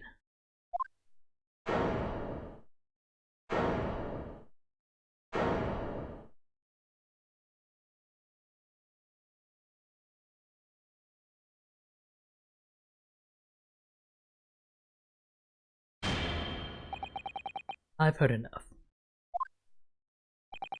You've arrived at the truth about the murder of one of the country's most capable and respected police inspectors. The witness will be tried in the coming days.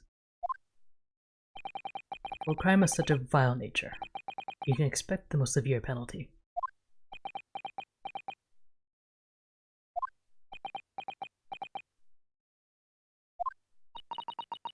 Machines of assassins. What a foolhardy idea. Mr. Chikoku, one last detail. Who was your counterpart in Britain? Who was the mastermind behind the assassin exchange?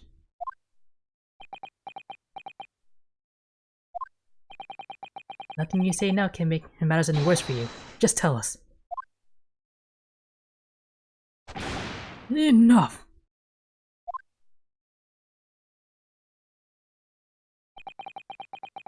I've already told you that I cannot say. Even though as things stand, you may very well never set foot in your homeland again. What are you waiting for? Can we get this over with now? It's finished. All of it.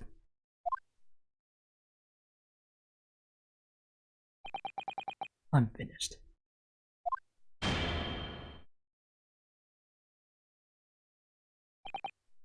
Then, in the name of Her Majesty the Queen, I now pronounce the findings of this court. This man before us has admitted to the willful murder of Tobias Gregson.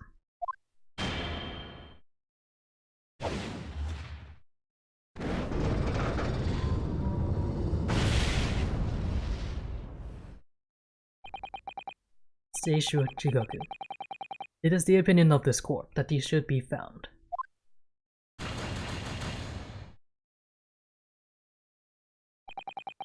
And may I remind all those present of the strict confidentiality demanded by this closed court.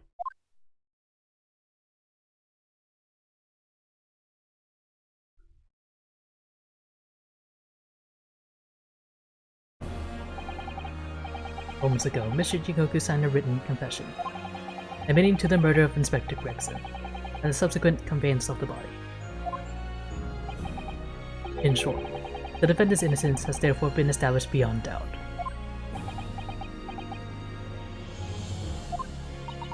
Oh, wonderful. Well done, Mr. Naruhodo. Yes, thank you. Is something wrong? I'm just a little troubled by his silence. The true identity of the Reaper of the Bailey, and this extraordinary assassin exchange. We do remain in the dark about these mysteries. However, insofar as indictment brought against the defendant in this trial, we have reached a conclusion. I have every intention of pursuing both mysteries. As a prosecutor. As you wish. Now for the formal adjudication. I hereby declare the defendant Brock Van Zeeks. Objection! Asana. The prosecution calls for adjudication to be deferred. Counsel. The accused's innocence hasn't been fully established at all, and therefore, it would be wrong to deliver a verdict at this time. That is the prosecution's unwavering position. What? But Chichigoko has already confessed. Nevertheless, Rock Fenzeeks has committed crimes for which he must be punished. Well, it would appear you have information that the court needs to hear, Prosecutor Ozogi.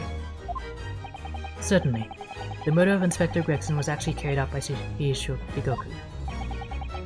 But it's clear from the witness's testimony that he was coerced into complying with the plot, into this sick, merciless assassin exchange. That may be true, but... So what I want to know is, who coerced Chichigoko? Who's pulling the strings? The victim went to France having been ordered on a mission for the Reaper, only to be murdered. In other words, the mastermind behind the assassin exchange is someone in a position to give such an order. As we've already established, the Reaper himself. Well, certainly, that would appear to follow. The prosecution hereby formally accuses the man in the dock, Barak Van Zeeks, of being the Reaper of the Bailey, and furthermore, I'm going to prove his guilt beyond all reasonable doubt. What?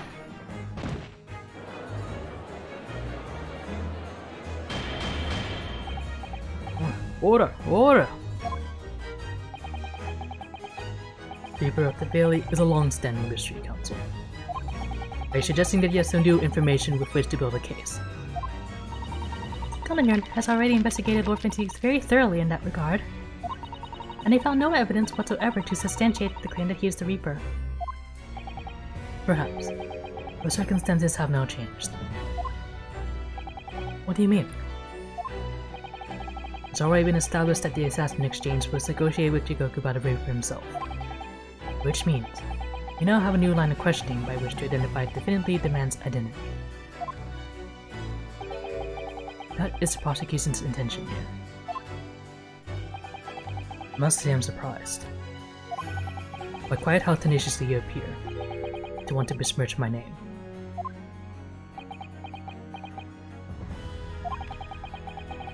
You are guilty of an unforgivable crime, Lord Fenzeeks, and I will bring you to justice for it, whatever it takes.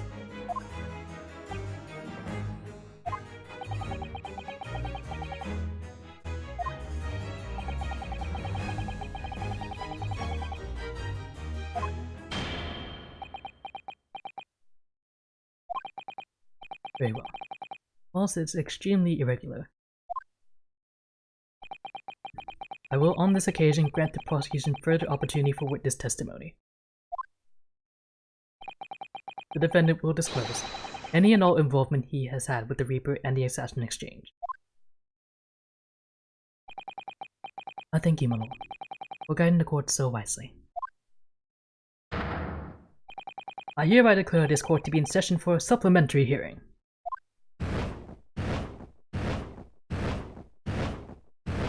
I feel like there's people in the gallery who's like, I just wanted to go home. Pray turn a blind eye to the discourtesy, as I've verified that this violent, unremitting accusation... Wait, did they rebuild the witness stand? Hasn't started the contents of my hallowed chalice. Lord Fenzeeks. I first had to suffer the pseudonym of the Reaper 10 years ago now. And ever since that time, I've endured the weight of implied guilt that's gone with it. So I welcome the chance to testify now, and crush those allegations once and for all. Good. Then let justice decide, Lord Fenzeeks. The prosecution seeks to begin building its case by calling the accused to the stand as the primary witness, in order that he may answer the accusation brought by the prosecution that he is the Reaper of the Bailey. And what says the defense? The defendant in the witness stand can be extremely dangerous. Kazuma-sama is so emotional at the moment. He's not thinking logically. You're right that he's not himself. But I knew it would be like this. I came here today determined to face him through whatever might arise. As a lawyer, and as his friend. And that's what we must do. The defense has no objection, my lord. Very well. Defendant, you will take the witness stand. And give formal testimony on the subject of your involvement with the Reaper, and the assassin exchange. As you wish, my lord.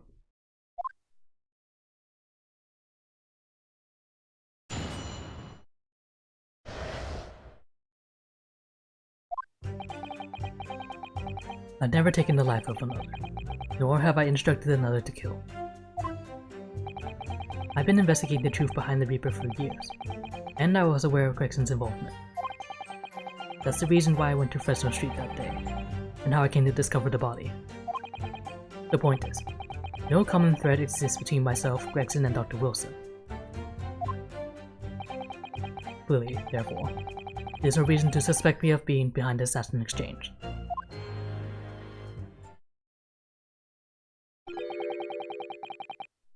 So you deny all accusations by the prosecution, both that you are the Reaper of the Bailey, and that you masterminded the assassin exchange. I acknowledge that the public at large believe me to be the Reaper. However, that's a fallacy, which I alone am in a position to forswear. Naturally, the prosecution believes the testimony just given by the accused to be untrue. Yonosuke Naruhodo. Yes? Let me ask you, why are you here? What really brings you to this courtroom?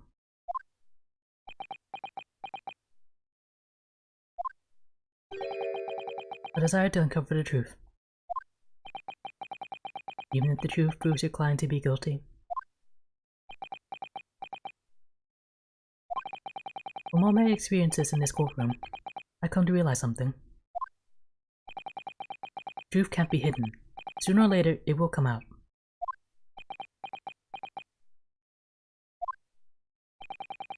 So it's always my intention to work with my client in pursuit of the truth. I want you to remember what you just said. Enough dilatory chatter. Counsel for the defense, proceed to cross-examine the witness. Yes, my lord.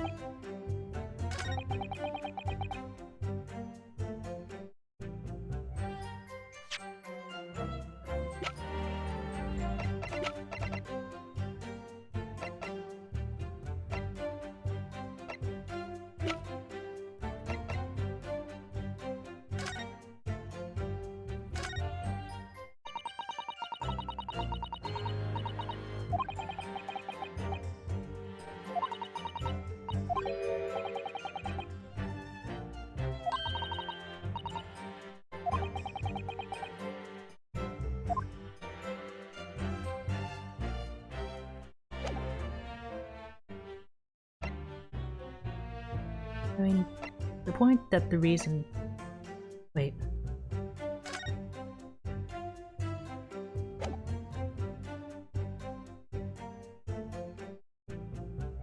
Well, Wilson isn't quite involved in this yet, but...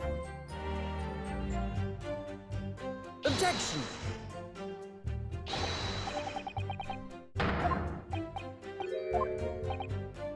Too soon.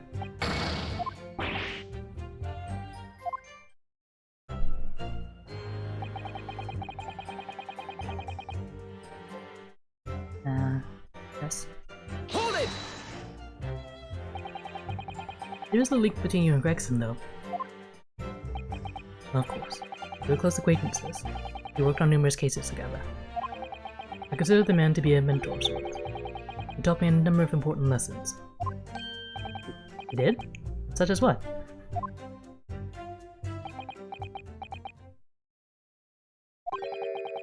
Where to buy good fish and chips and such like.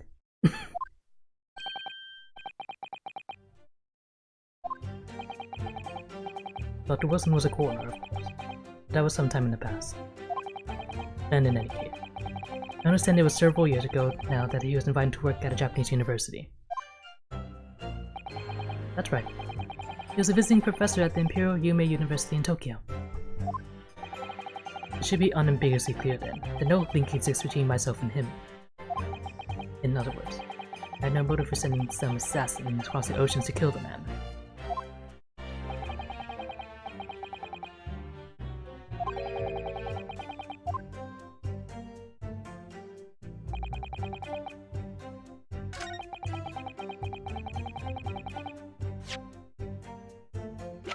Corner.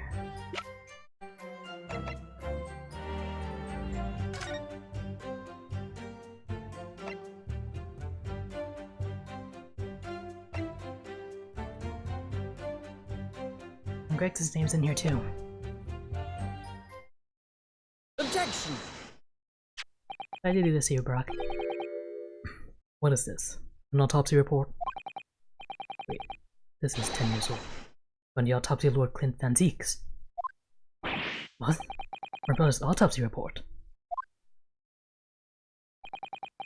I'm pleased to see. The defense doesn't intend to run from the undeniable truth.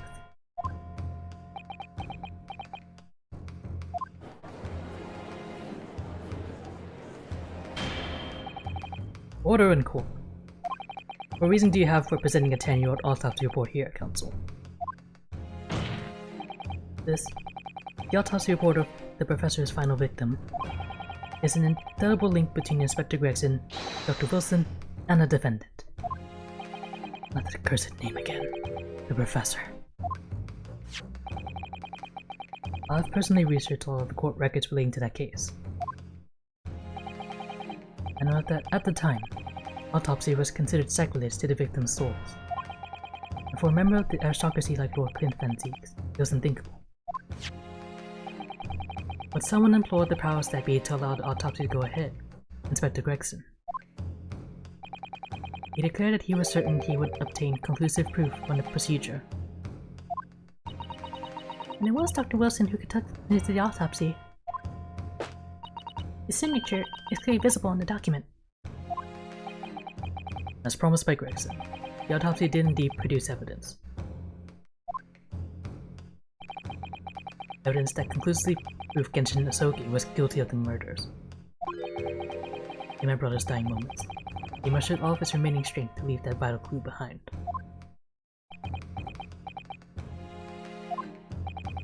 Indeed, that was the key to indicting the professor for his crimes, and the conclusive evidence that convicted him. It enabled Lord Van Zeeks here to avenge his brother's senseless death, with a marvelous victory in court.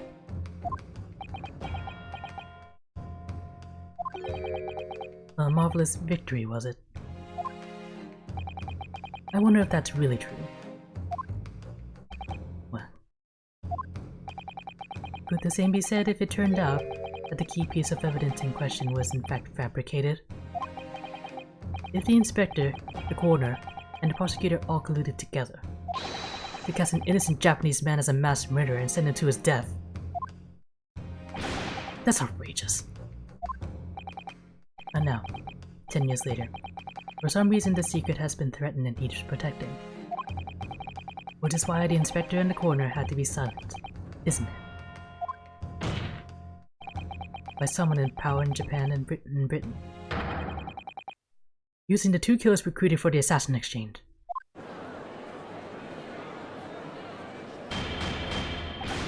Order at once.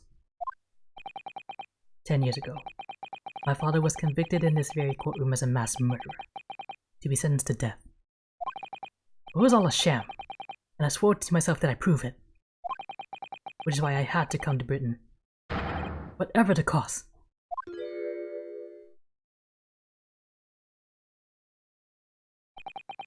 You'll have to forgive me if I feel compelled to toast this vengeful Nipponese tenacity of purpose here. However, he who fails to quash his emotions in the courtroom has failed as a lawyer. Come on, Kazuma. You know this won't wash. You're claiming your father was misrepresented in a trial that took place a whole decade ago. You must see that without evidence, that's nothing more than a wild accusation.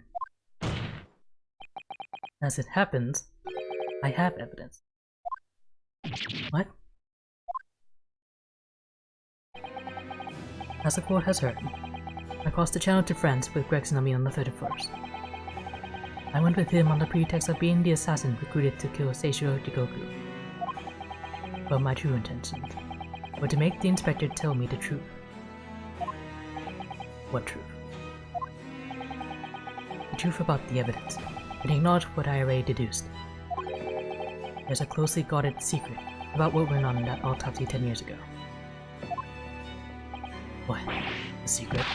I know nothing of any secrets. While we waited for my supposed mark in Jigoku's cabin, I drew my clan's illustrious sword, Karuma, before the inspector's eyes. He very quickly understood what my true motive was. Right, I see. You're Asogi's young lad, are you? And what? You gonna cut me down with that thing? Is that it? That will very much depend on the answers you give to my questions.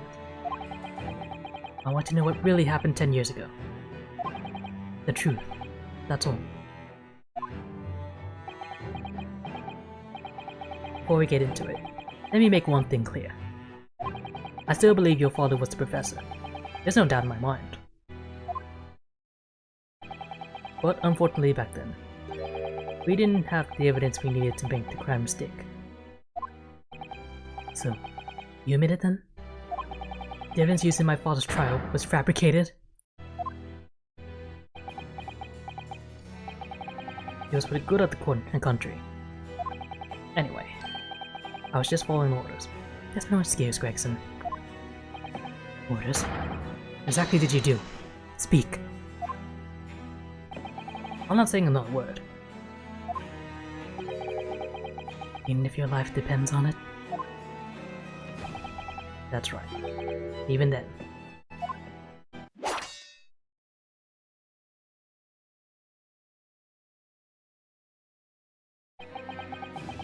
That's when the tip of the sword broke. Oh, Kazuma-sama. The results of Clint Van Ziek's autopsy were fabricated. Then the investigating officer, Gregson, and Lee Coroner Wilson must have known about it. And they could only have been ordered to pervert the course of justice in a way by one man. The man leading the case for the prosecution, Brock Van Zieks. In other words, the defendant did have cause to organize this exchange of assassins. Exactly. And as was established earlier, it has to have been the Reaper himself who liaised with Jigoku in Japan to arrange the exchange.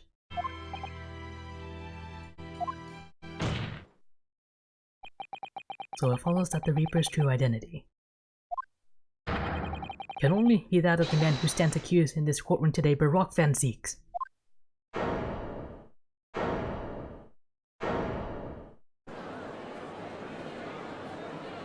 Objection! Kazuma Asogi. What?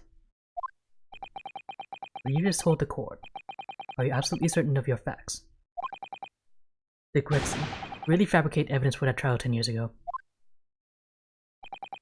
I heard it with my own ears. A shameful admission.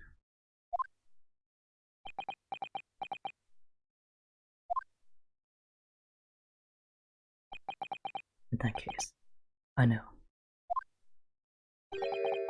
The name of the Reaper.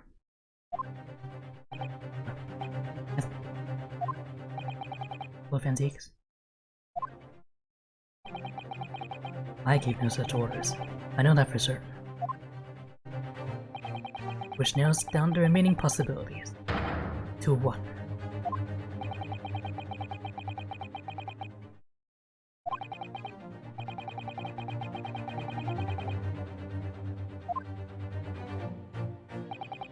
I believe I know who it is too.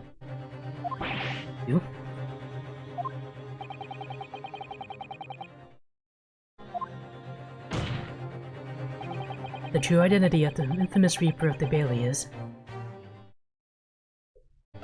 The one Brock took over the prosecution for.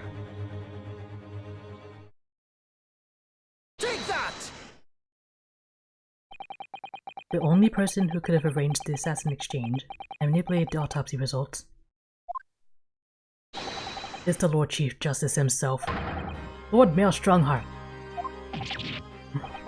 Lord Strongheart?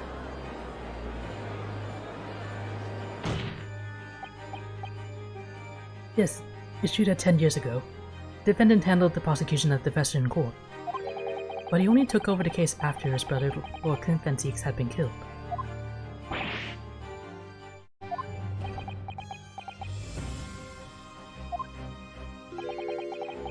I can only assume that this is the most inappropriate joke in the British judicial history. Well, Lord Fenseeks. 10 years ago, I was very new to my profession, but I had a burning desire to avenge my brother's death, so I pleaded for control of the case.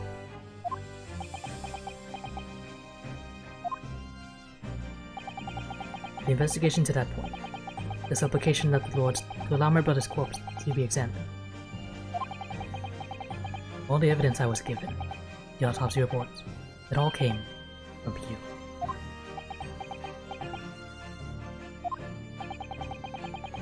I spent my life since then believing I was in your debt for the way you stood aside and let me handle the trial. But I see now. I was very much mistaken. It was a hugely influential force that caused the inspector in the corner to break the law 10 years ago.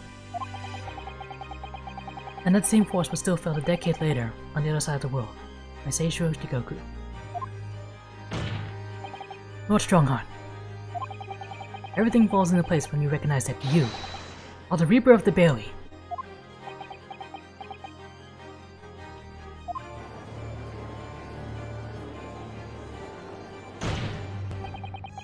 The court awaits your response, my lord.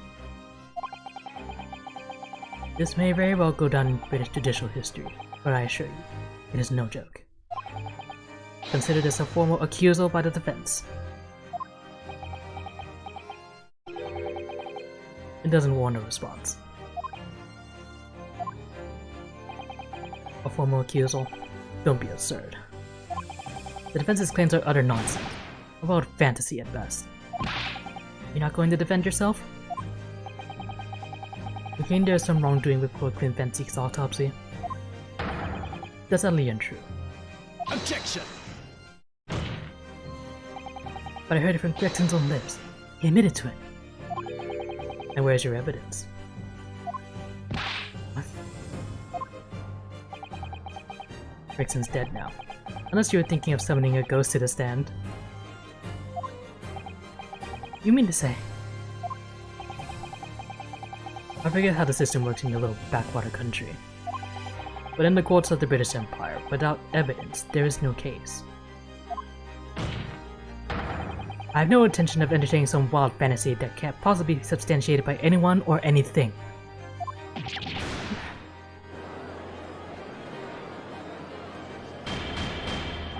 Order! Order in court! Following Inspector Gregson's murder and in the light of Dr. Wilson's death as well.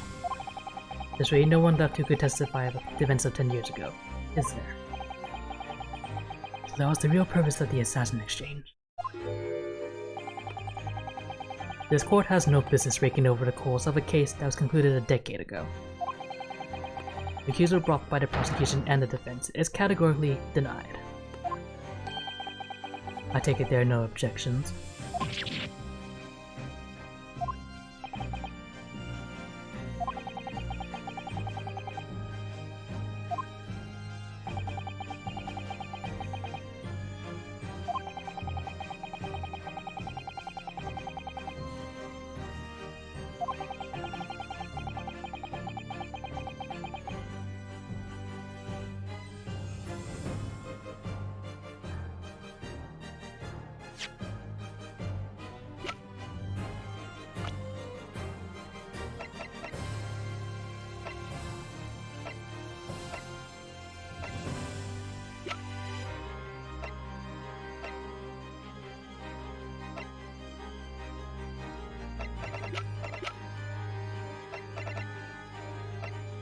There is someone.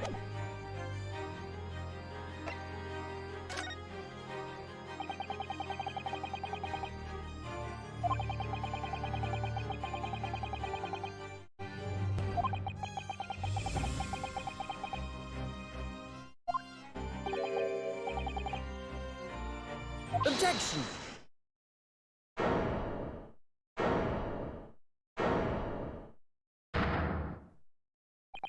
Actually, there is one person who can still testify about that autopsy. Don't be ridiculous. There's no one left. Ooh, Inosuke. Ooh, tell me. Kazuma, please, this trial can't end. Not yet.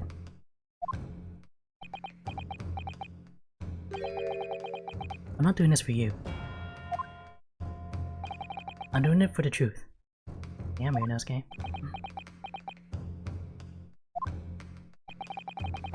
The person in the defense would like to call to the stand to testify about the autopsy of Lord Clint Van Zeeks is... Take that! Heaven helps. Another Japanese. You shut your mouth, Strongheart. An expert in forensic medicine, my lord. Professor Yujin Mikotoba. 16 years ago, he came to London with Sage Hirokikoku and Genshin Nasogi as a visiting student.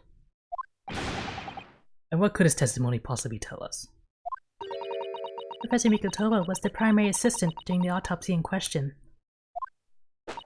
He was also the person who actually penned the report. Incorrect. The autopsy was carried out by the coroner, Dr. Wilson.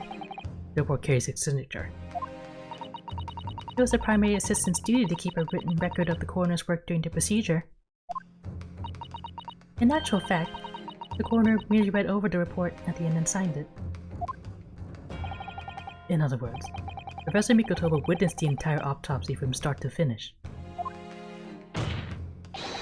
The defense demands that Professor Mikotoba be summoned as a witness as a matter of urgency. Whatever really happened in that autopsy laboratory 10 years ago is something only he can tell us.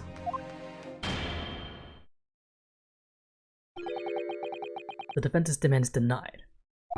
What? Professor Mikotoba is in London at this very moment. You can summon him to the stand in minutes.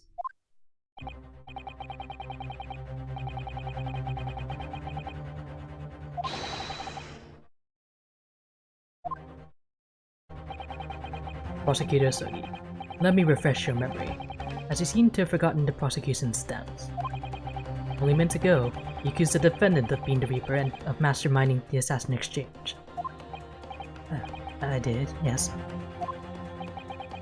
So present your evidence for those claims, and make your case complete.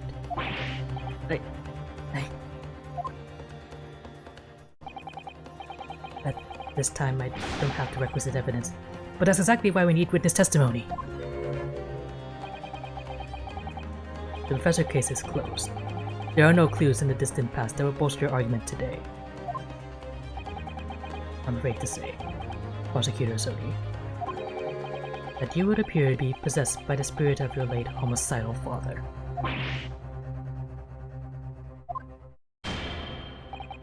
Now, as I stated earlier, this court has already reached a conclusion with respect to the matter at hand.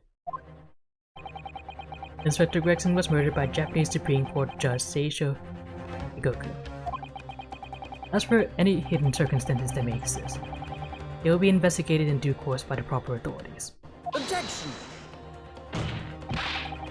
Well, we all know what will happen. Let us give the mastermind of the whole venture time to cover his tracks again. For which you mean me? Your punishment for this contemptible behavior will be decided at a later date. As for you, Prosecutor Asogi, you will be remanded following these proceedings. Willingly, I trust, since you gave your word.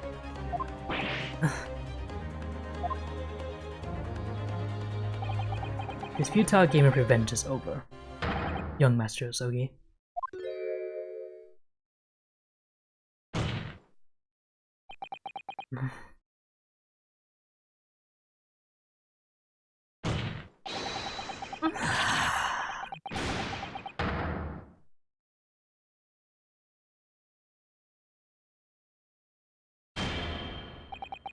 That will be all. I hereby declare this trial to be over.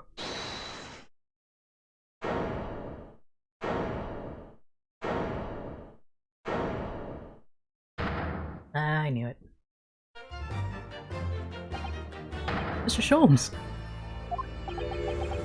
This is no place for amateur detection, Mr. Sholmes. May I remind you that these proceedings are closed to the general public? You'll leave the courtroom at once. Objection! Mr. Sholmes was instrumental in the apprehension of Sage Hikoku before he fled from Europe. The court should hear what he has to say.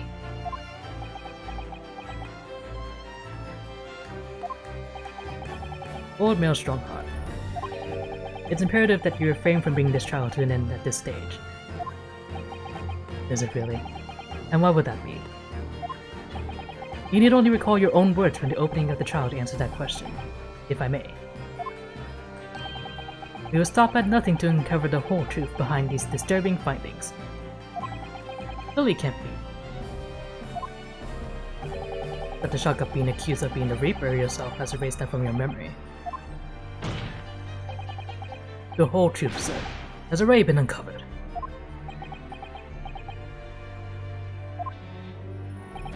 It would seem that we have a great many important members of the judiciary present here today. I put it to you, my dear fellows. Did the trial end at this juncture? After all, why have you been invited to attend? To nod along to the verifications of your superiors?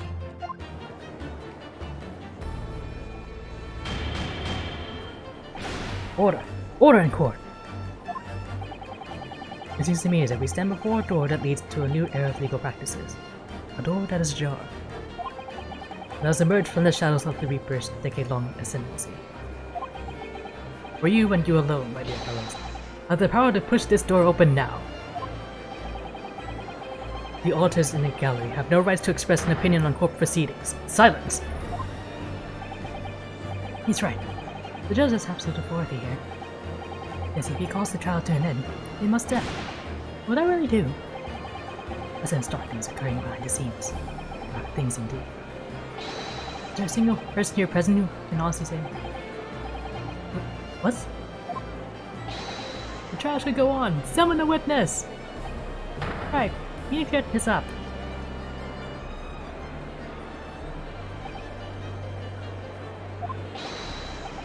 What? You assure those present that you would uncover the whole truth here.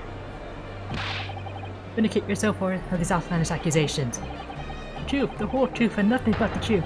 That's the very foundation of British law. A toast to my dependable colleagues in the gallery.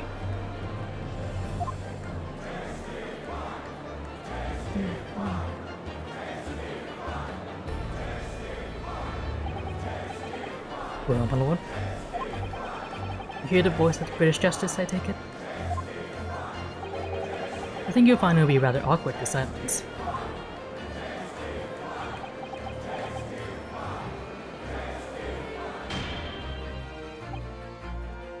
The court will recess briefly. I have no intention of shrinking from these allegations. Bailiff, arrange for the subpoena of the witness at once. As soon as the gentleman arrives at the courthouse, we shall reconvene.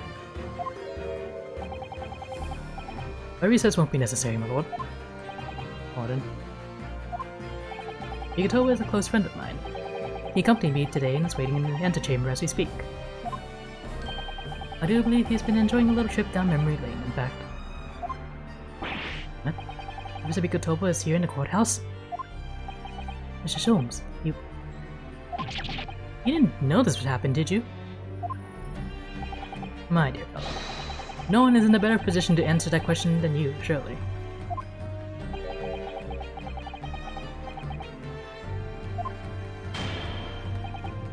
Well, I must thank you for your assistance in this matter, Mr. Sholmes.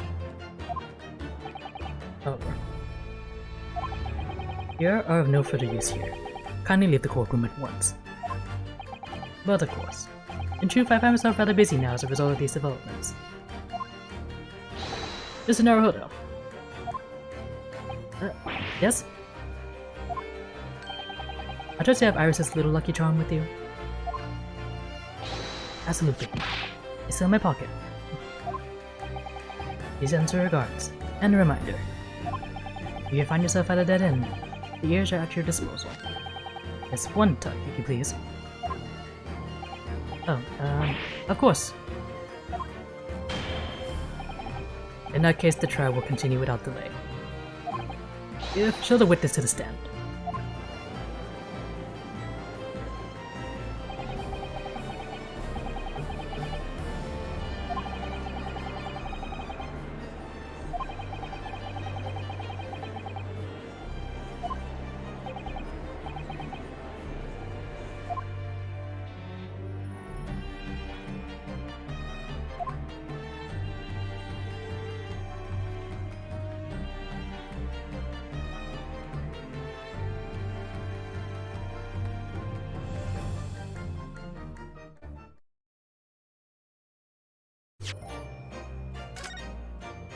As it stands, I will be taking a personal recess, because that's all the time we have for this stream. Yeah, as a finale, it's probably gonna take a long while, so we'll pick this up next time. I'll see you then for the thrilling finale. Later.